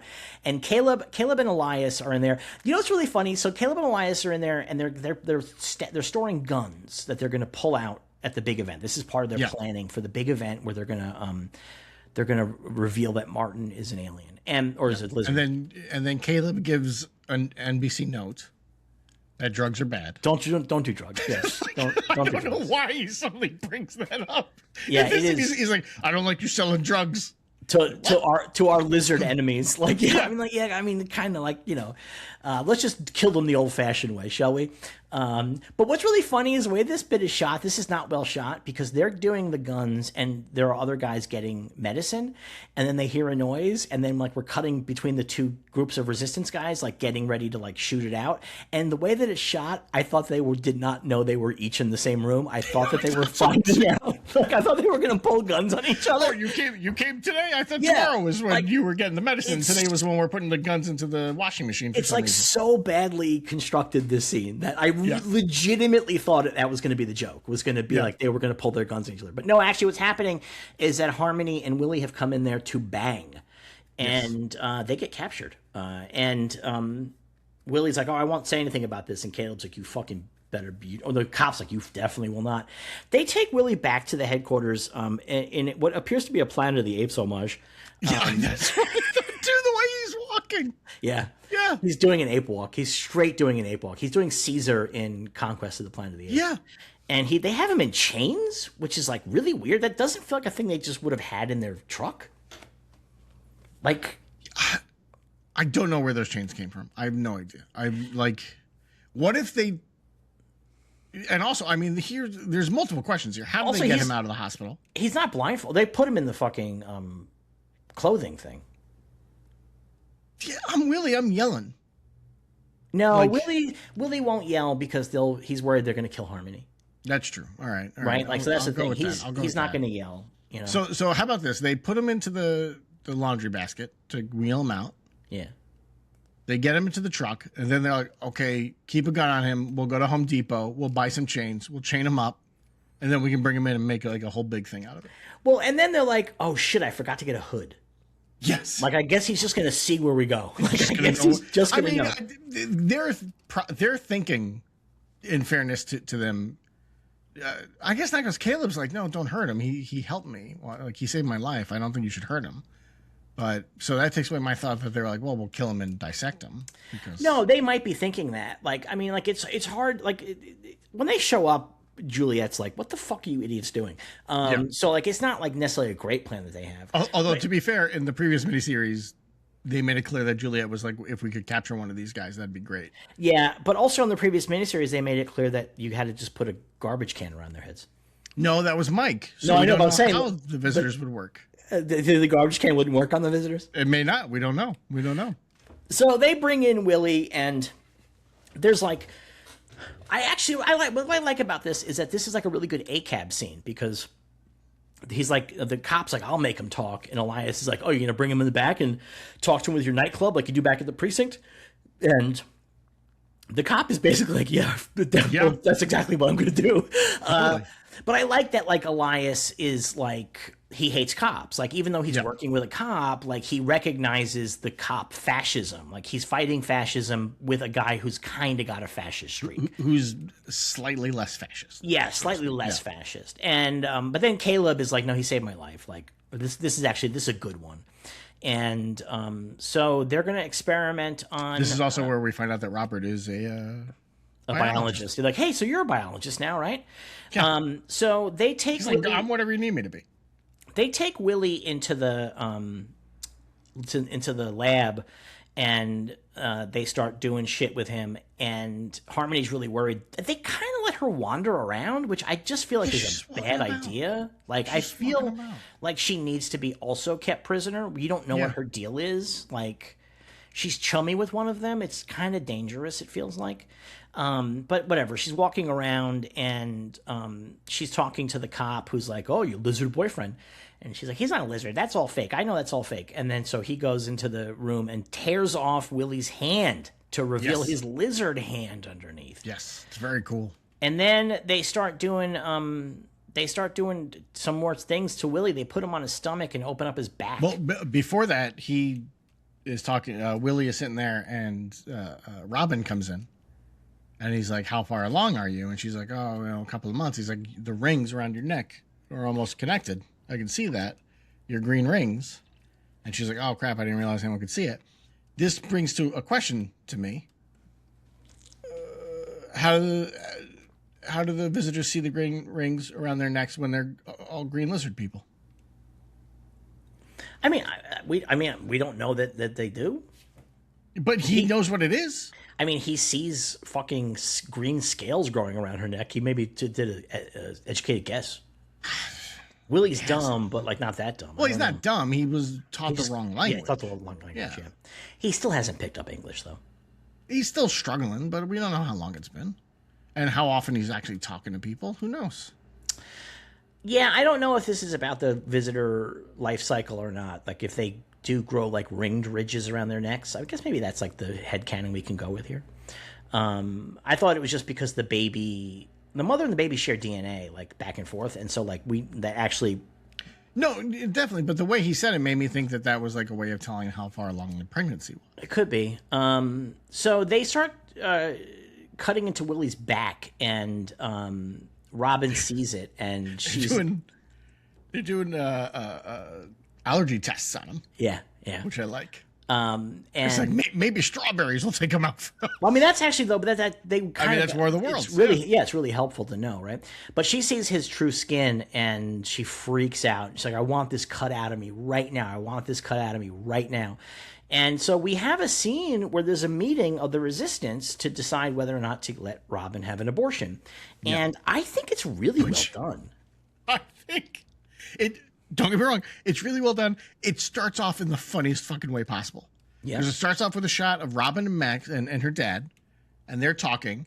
And then it cuts to a shot of the priest who's like, all life is sacred, blah, blah, blah. Cuts back to Robin and her dad. And her dad's like, I don't even understand what you're doing in here talking about this. This is a family matter. And then it pans out and you see there's 10 people in the room, which made me laugh so hard. Yeah. It's pretty funny. So, but like the priest is the exact right character to argue anti-abortion. Totally correct character. Yes. It doesn't even make you dislike him per No. se, because just like that's is what what he a believes. priest would Yeah. do. Yeah, like you just know that's part of the deal, right? I don't think his arguments are that great. His argument is all life is sacred, same as the church. All life is But sacred. also, he's like this could be a new era, like this hybrid baby, like maybe this could show peace between our peoples. And Yes, stuff like that. and also that is what Juliet goes off of. She's like, this is scientifically important, so you should not abort the child. Yeah, I know. Juliet's like a little shitty, right? That's like a little shitty. Like you can fucking study the fucking fetus, man. Like just like it's fine. Like forcing this girl to go to term with a fucking lizard baby is fucked up. Yeah, but I do like that she's only looking at it scientifically. Like there's something interesting that's what her character is, and then Mike proves that he's woke when he says, "Hey, man, her body, her choice." He literally says it's her body, it's her choice, Yeah. and which is been the slogan forever. I mean, that's not like new, but like It'd be amazing if this is where it came from. I'd be. There's so a really excited. great bit though where Mike is like, "Look, I don't want to have these old fucking abortion arguments. That's what we did it already. Like this is just about this situation. Let's talk about this situation." And I actually like that a lot because it does Mike know. It does give the show a reason not to get like too deep into the abortion issue. It gets just deep enough, but like it does feel the fact that she's like, "I want an abortion," like I thought was really interesting for like a family oriented TV Series show. in 1984. Yeah. Yeah, like it's very. I think Although this is right around the time when abortion became an issue again. Like it started to become an issue. No, that I the know, right but her wing was doing. saying abortion, though, I'm saying.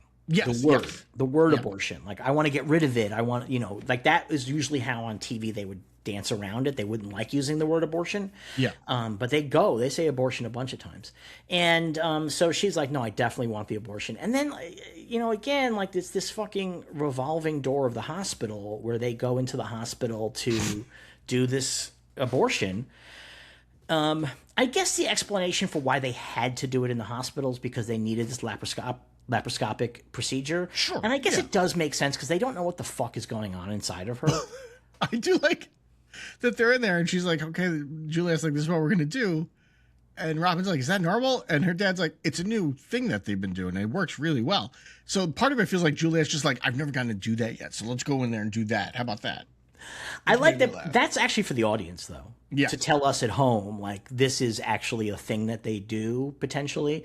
Like, but, like, when they get in with the laparoscopic camera, they see that her insides are fucked up. Like, the baby is growing outside of the uterus. It has broken through the uterus. It's gone into her bladder and some other organs. It's created this network of like strings around it. So it seems like it's trying to build an egg around itself is kind of what it seems like. So they can't even see the fetus. And when the other doctor finally shows up, he tries to cut one of the strings. Like, two girls are like, where were you? And he's like, how do you guys get in so quick? I don't understand. I had to go through a whole security The whole security shit. What are you doing? I like that they're just having this happen in a fucking OR. Like there's just no chance. Just an extra room. There's like an extra OR, like that nobody's going to come into at any point. I mean, it's weird because it's still a working hospital. They're setting up the thing for the gala, but it's still a working hospital where the easiest answer would be like, no, they've moved everyone out of here for the gala. And there you go. Like, It's so much a working hospital that in the final running battle, there's just people in the hallway. They're shooting blasters over a guy in a wheelchair's head. Yeah. He is just in a wheelchair, like, they're shooting laser guns at me. Really fucking funny. So they can't cut. When they cut Robin, who has now been totally knocked out, and again, being an anesthesiologist, it's like a really like not that's an a easy specialist. thing. Like you Yeah, have it's to a super specialize in that. specialist. Yeah, you can't just be the guy holding a thing on somebody's face. No. Like you can die. They can die very easily. Yes. Anesthesia.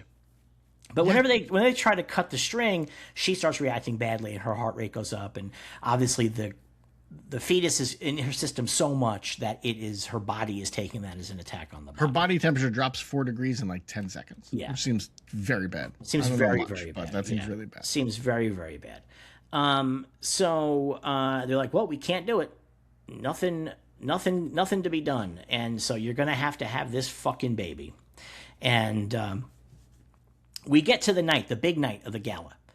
And they have a whole plan. And You're missing my favorite scene. What's that? We're back at the base, at the Rebel base. And Mike is walking with 2 cups of coffee and happens to see Juliet on the stairwell crying. Oh yeah, that's right. He had those 2 cups of coffee for himself. The Stairway to Nowhere, I think, right? Like, what's he even just doing like, in that it's a corner? blocked off stairwell. Yeah. He 100% just had 2 cups of coffee for himself, and then was like, I guess I have to give her one. And then at the end of the scene, when she like, because she's like, this is really hard, everything that I'm doing. He's like, hey, I get it, and he makes it feel better. And then he walks back to where the coffee was. So he's clearly going back to get another cup of coffee because he's like, I have to have the 2. Throughout the whole scene, he's holding these 2 cups of coffee. Juliet does not take it till the end of the scene. So he's sitting there holding 2 cups of coffee. And all I could think of was like the old actor thing of like, what do I do with my hands? And like before they filmed, for whatever reason, Beastmaster was like, what do I do with my hands? I don't know what to do. Like, what am I doing in the scene with my hands? And they were like, fucking just give him 2 cups of coffee.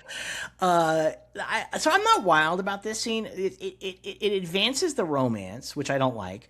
But I also feel like Juliet had this arc in the first miniseries. Yeah, she had the discussion with the old lady.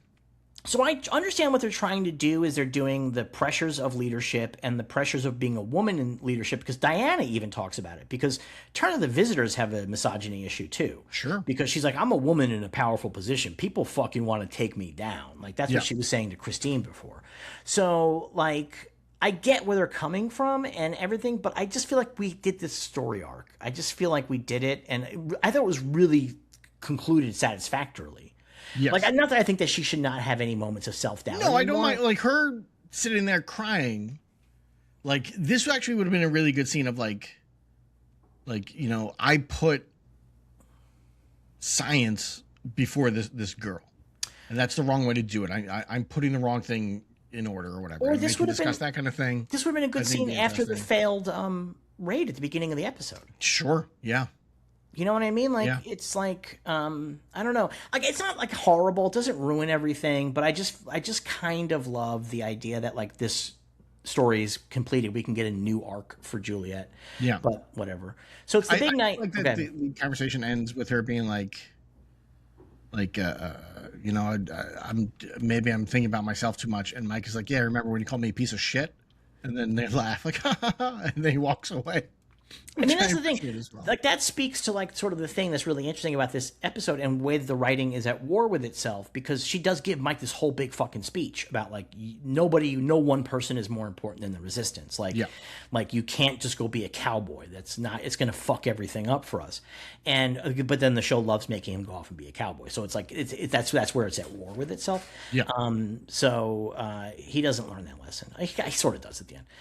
Anyway, so now we have the big event. It's the big gala, and they get everybody into position, and some of them come in through the front door as guests. And we have a scene. I actually like the construction of this scene where Eleanor comes in and they have copied Eleanor's credentials. Yeah. And Steven's like, oh, you don't have to check in with the credentials. And she's like, no, I insist. And you're like, oh, shit, is this going to fuck it up for them? So I really like the construction of that. You know what I mean? Like, because it makes it a lot more tense. Like, because there's just cheap tense if you're like, is this going to work? But like that tense, like, oh, no, have these credentials already been punched? Like, it's pretty good, and they are able to get in. I wish that we had a scene though where Julie got to go shopping, because she's got a very nice dress. She's got a very nice dress. She looks a little bit like a bride, kind of, but like, you know, it's a nice dress. It's a beautiful dress. Yeah. I like that the TV news was sure to watch as she and Robert Maxwell were able to get in, so that everybody in the hotel could see it. Yeah, I know. Yeah, which they're just watching it on TV made me laugh. Like, she's in, let's go, and then they all go. They're doing red carpet arrivals. Yeah, that's what they're doing on TV. They're doing red carpet arrivals. Yeah. That's one of the things that bum me out is they say like oh, you know, the greatest scientific minds are here and Hollywood's biggest celebrities. I was like, man, if they could have gotten like 1 or 2 cameos in here, it'd been really great. You know? Yeah. Like if you could have like Jimmy J.J. Walker show up and be like, I think the Visitors are dynamite, and like just do that kind of stuff would be great. Yeah. You know, at this point, I think Martin Scorsese was looking for a paycheck. Like, what if he got shot in the crossfire? Imagine if Martin Scorsese was there. So it's the big event. Martin Scorsese and Daniel just doing blow in the bathroom during all this. That'd be great. We see everybody's got like their thing. So like a couple of them are dressed like doctors or technicians, and they're with the crowd. Ruby loves putting on different outfits. Yes. I really appreciate that about her. She's like a real man of 1,000 faces. What I do like, again, very cartoonish. They're at this gala. Everybody's dressed up to the nines. Elias is walking around with a stethoscope around his neck, so everyone will be like, he must be a doctor. Which made me laugh. Well, the two ethnic characters are like that because Sancho has he's just dressed like regular, but with a white lab coat and a stethoscope, and also they have him raiding the fucking buffet table. Yes, it's like a little like, why can't this guy be in a tux? Like it's a little weird. Yeah. But it was just funny. The stethoscope. I was like, come on. No, I know the stethoscope's really funny. Amazing. But so they come in and they're like getting into position and shit like that, and I legitimately don't understand. And I don't understand this part on any level, like at all, which is that John's going to come out and Christine gets up and makes the announcement before he can. That is so confusing to me. I don't even understand. Should have been like, well, I guess she blew it for me. Like, yeah, like why even speak at that point? Like that, that. It's so weird. Like I couldn't understand why they let her do that. Like that's like part of the deal. Like they wanted her to do that. Yeah, because she's like, John is about to come and tell you all about this. That they cured cancer. Which seems like you'd want John would. Instead, John just walks up and like does the "Are you not entertained" maneuver over and over again. He's just spinning around as everybody cheers. Yeah, like weird. I was very baffled by this. I don't even understand why that happened from a story point of view. Often I can like understand why the writers did it. Like I don't understand like why in the world it happened, but I can go, oh, okay, I see where these writers are coming from. I know why they wanted to do this, but I don't. I guess maybe because they wanted to really hammer home how trusted she is by the visitors before she does her thing later on. I guess I don't know. Yeah, I really don't know. So he starts talking, and the priest gives the word, and everybody pulls out their guns. My favorite part of this episode, they pull a gun out of a cake. Absolutely my favorite part of this episode, that they baked a gun into a cake. I just like, you know what, that fucking rules. And they just like start opening fire. They have like a lot of shit happen. They really like, because when Martin and Mike met on the cliff, Mike had like a lot of demands, one of which was like, you got to make sure this broadcast stays on the air. Yeah. So like whatever happens. And so like we see how Martin and Barbara do that. They blow up a computer, and while everybody's turned around, he puts a giant wafer in the other computer. It made me laugh so hard. Like the thing blows up and she's like, oh my God, look at that. And everybody in the room runs to like stare at it. Everybody look over there. I couldn't stop. I thought for sure when it was really funny. I thought for sure when they put that thing on the side of the computer, I was like, oh, that's gonna like hack it or something. But that's just too 21st century. Like it's so funny. It just causes an explosion that everybody has to go look at. Like everybody on the bridge, the whole bridge goes, and he's able to change the wafers. And so they're opening fire. They can't turn off the thing. And Juliet gets up there with John and tears his face off. Yes. So I actually have, I don't know where it is. I would do it for show and tell, but I actually have that image signed by Richard Hurd. Oh, really? Like he was selling like a glossy of that, and I got him to sign it for me at Monster Palooza. That's awesome. Yeah, I don't do a lot of autographs, but that was an autograph that I did, and it's that image of him. I like that. It's a really good makeup, by the way. It's a really good makeup. Yeah, it's a really, really good makeup. And also, she's so rough with him that she pulls his contact lens out. She pulls his contact and like a chunk of his hair. Yeah, yeah, but they don't really have hair though. No, but like it was like. That's how good the makeup. Like when that happened, I was like, "Oh my God!" No, like, it looks really. Yeah, great. I mean the contact is funny, but like the hairpin, I was like, did they put like a full Hurd mask over himself? Like it's so crazy looking. Yeah. It's really, really good. It's really, really great looking because they know it's the money shot of the episode. You know what I mean? Like that's the thing. Like they know this is the money shot, and so everybody sees it and they're like, "What the fuck?" And Eleanor's like, "This is fake. This is fake." And now our guys have to get out of there. So what they did is they hacked the security system so that those doors would be closed. They installed special science fiction doors around the gala, and they got control of the science fiction doors. And so our guys have to bring out a laser rifle. it is Our guys. definitely sorry, the visitors. You know why I said our guys? Because it looks like it's from the Star Trek pilot, and also it is a Star Trek noise. They use Star Trek noises a couple of times in this episode. Yeah, and that's because it's an NBC show and they have them in the library. I don't think it's like an homage to Star Trek. What? Neither of those things is true. It's a Warner Brothers show. Warner Brothers made this. And, yeah, but they're making it for CBS NBC. was Star Trek. No, Star Trek was NBC. CBS. No. That's why it's on Paramount Plus. It was CBS. Wait, hold on.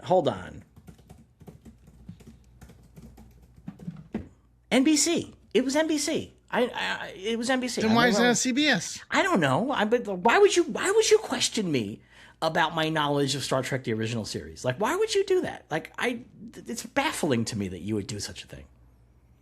Probably because Paramount Viacom probably bought Desilu at some point, and Desilu owned probably some of the stuff. NBC just aired it. Like, NBC didn't own it.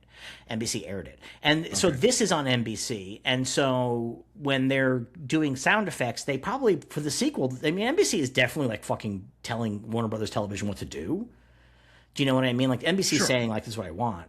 And, and so... Do you think Dick Ebersol was like, I want Star Trek noises? Well, I think they probably were like, okay, well, like, here's our like, instead of making up new noises or whatever, because they made those new noises for the blasters. They're like, just here we have a science fiction library. Yeah, use these sounds. We don't have to license these.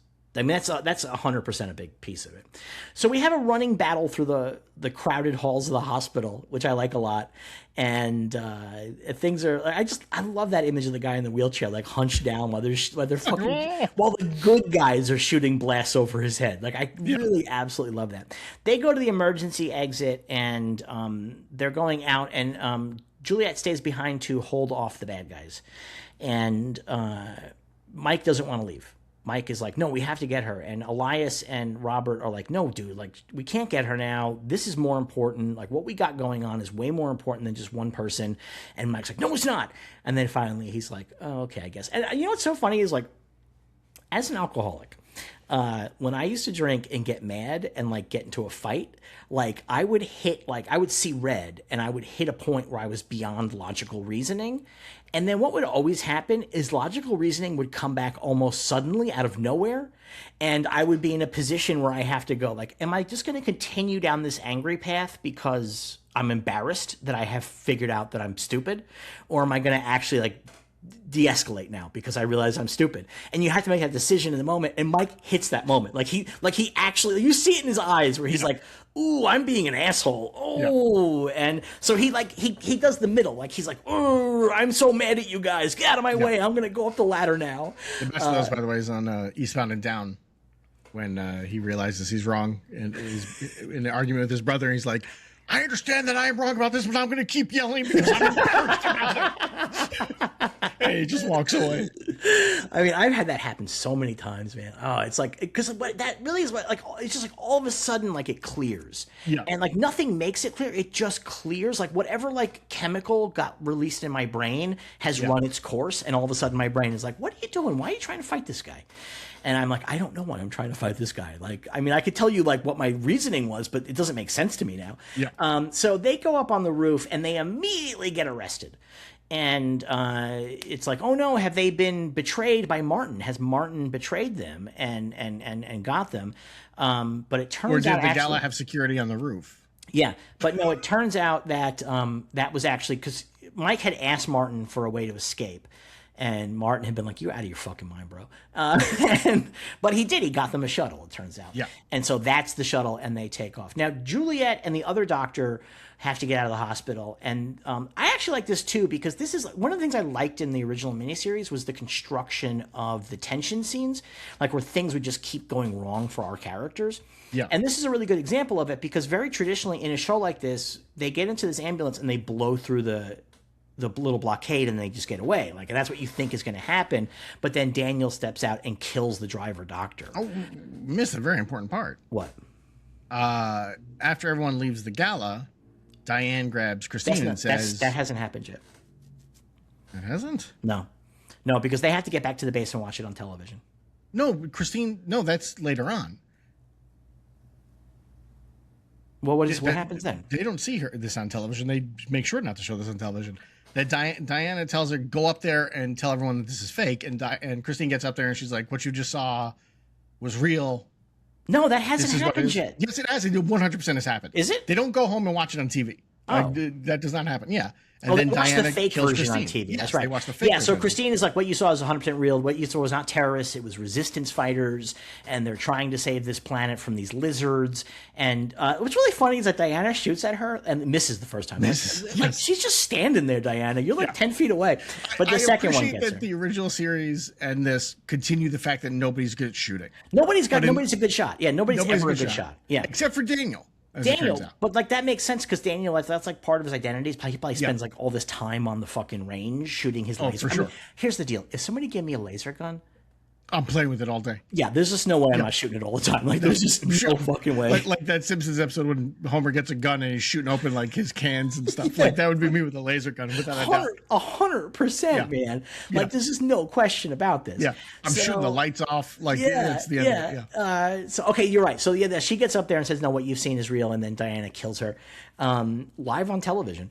So Juliet is trying to get out, and Daniel kills the driver, and then she gets captured by Steven and by Diana. Diana gives Steven like, "Oh, you're a total fucking idiot. I guess your security sucks ass. Like this is all your fault. You fucked everything up, and I'm going to make sure everybody knows that you fucked everything up."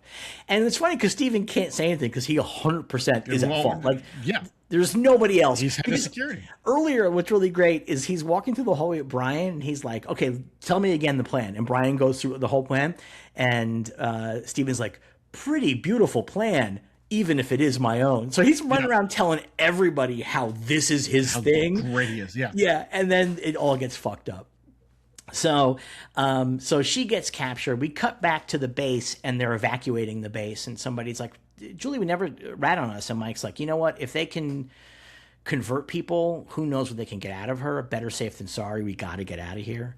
And that's when the TV's on, and they're showing the fake version, and it's like, "Oh, what you saw earlier was it's Mike's mom is now doing it." But this has my other favorite bit, which is that John's giving his speech, and they pan down to the audience, and there's visitors with guns on them, and other visitors holding up big applause signs. Which at first I was like, okay, because you're doing it right after what just happened, right? Yeah.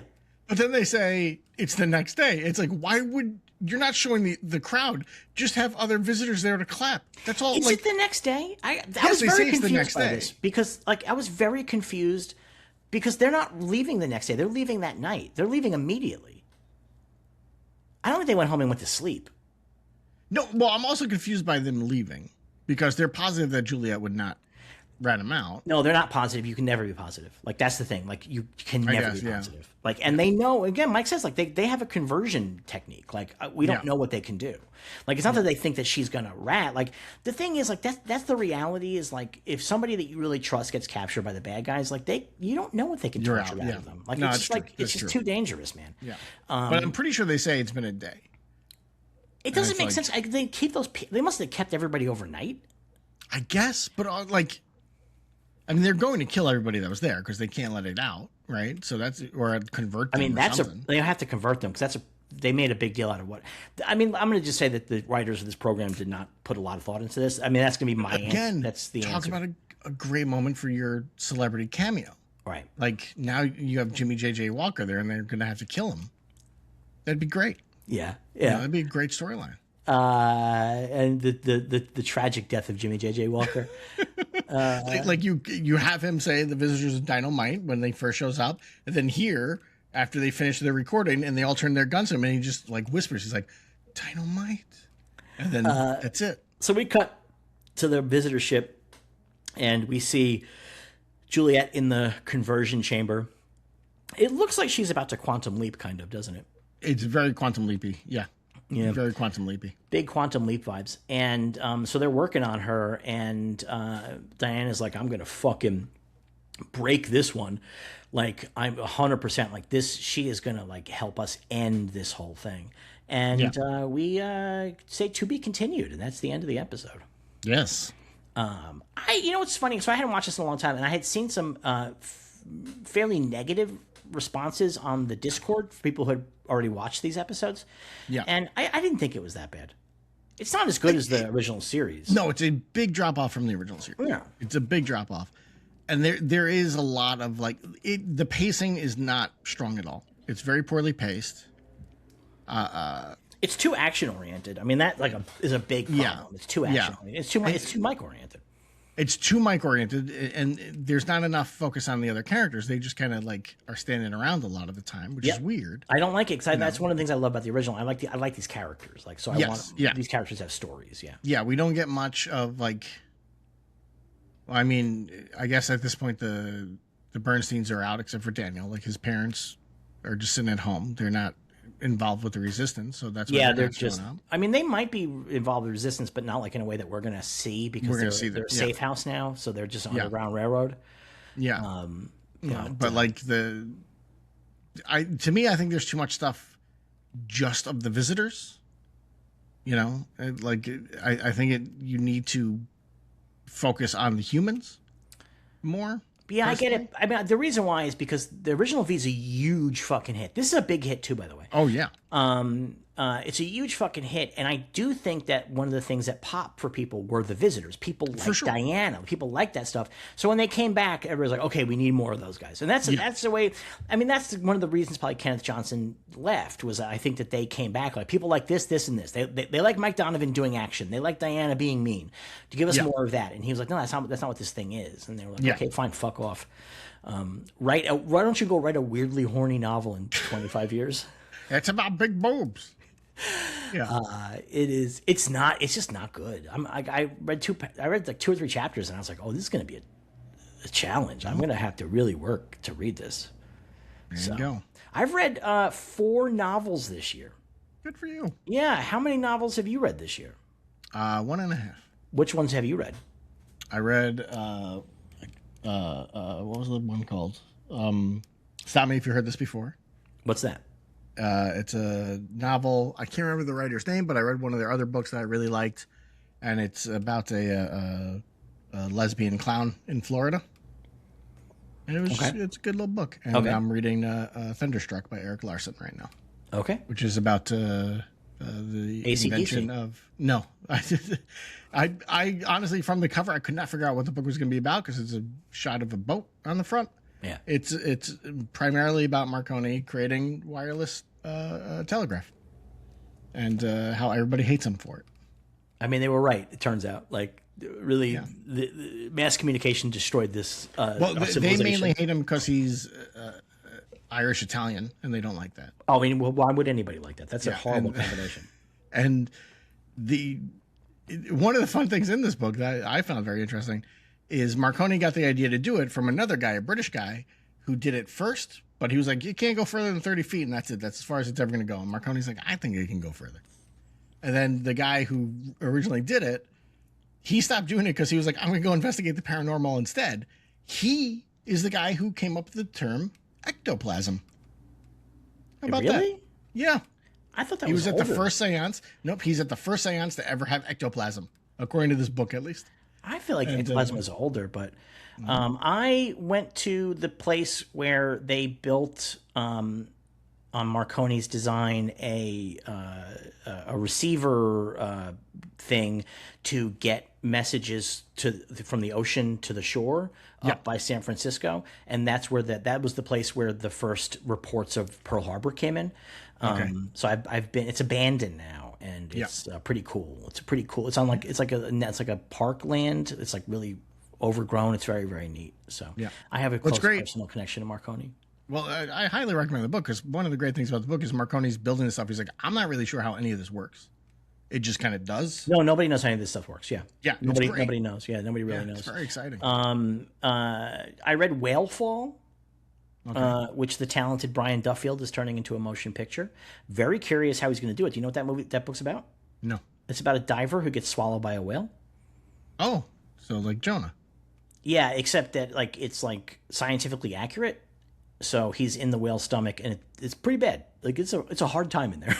It's like a real like losing body parts to stomach acid hard time, like very All right. rough. And so that I read that. I just finished reading a book called Buffalo Hunter by Stephen Graham Jones, who is sort of like one of the big horror authors now. And he's Native American, and he writes a bunch of Native American oriented ones. This one is about a Native American vampire who hunts down buffalo hunters. Hence the title.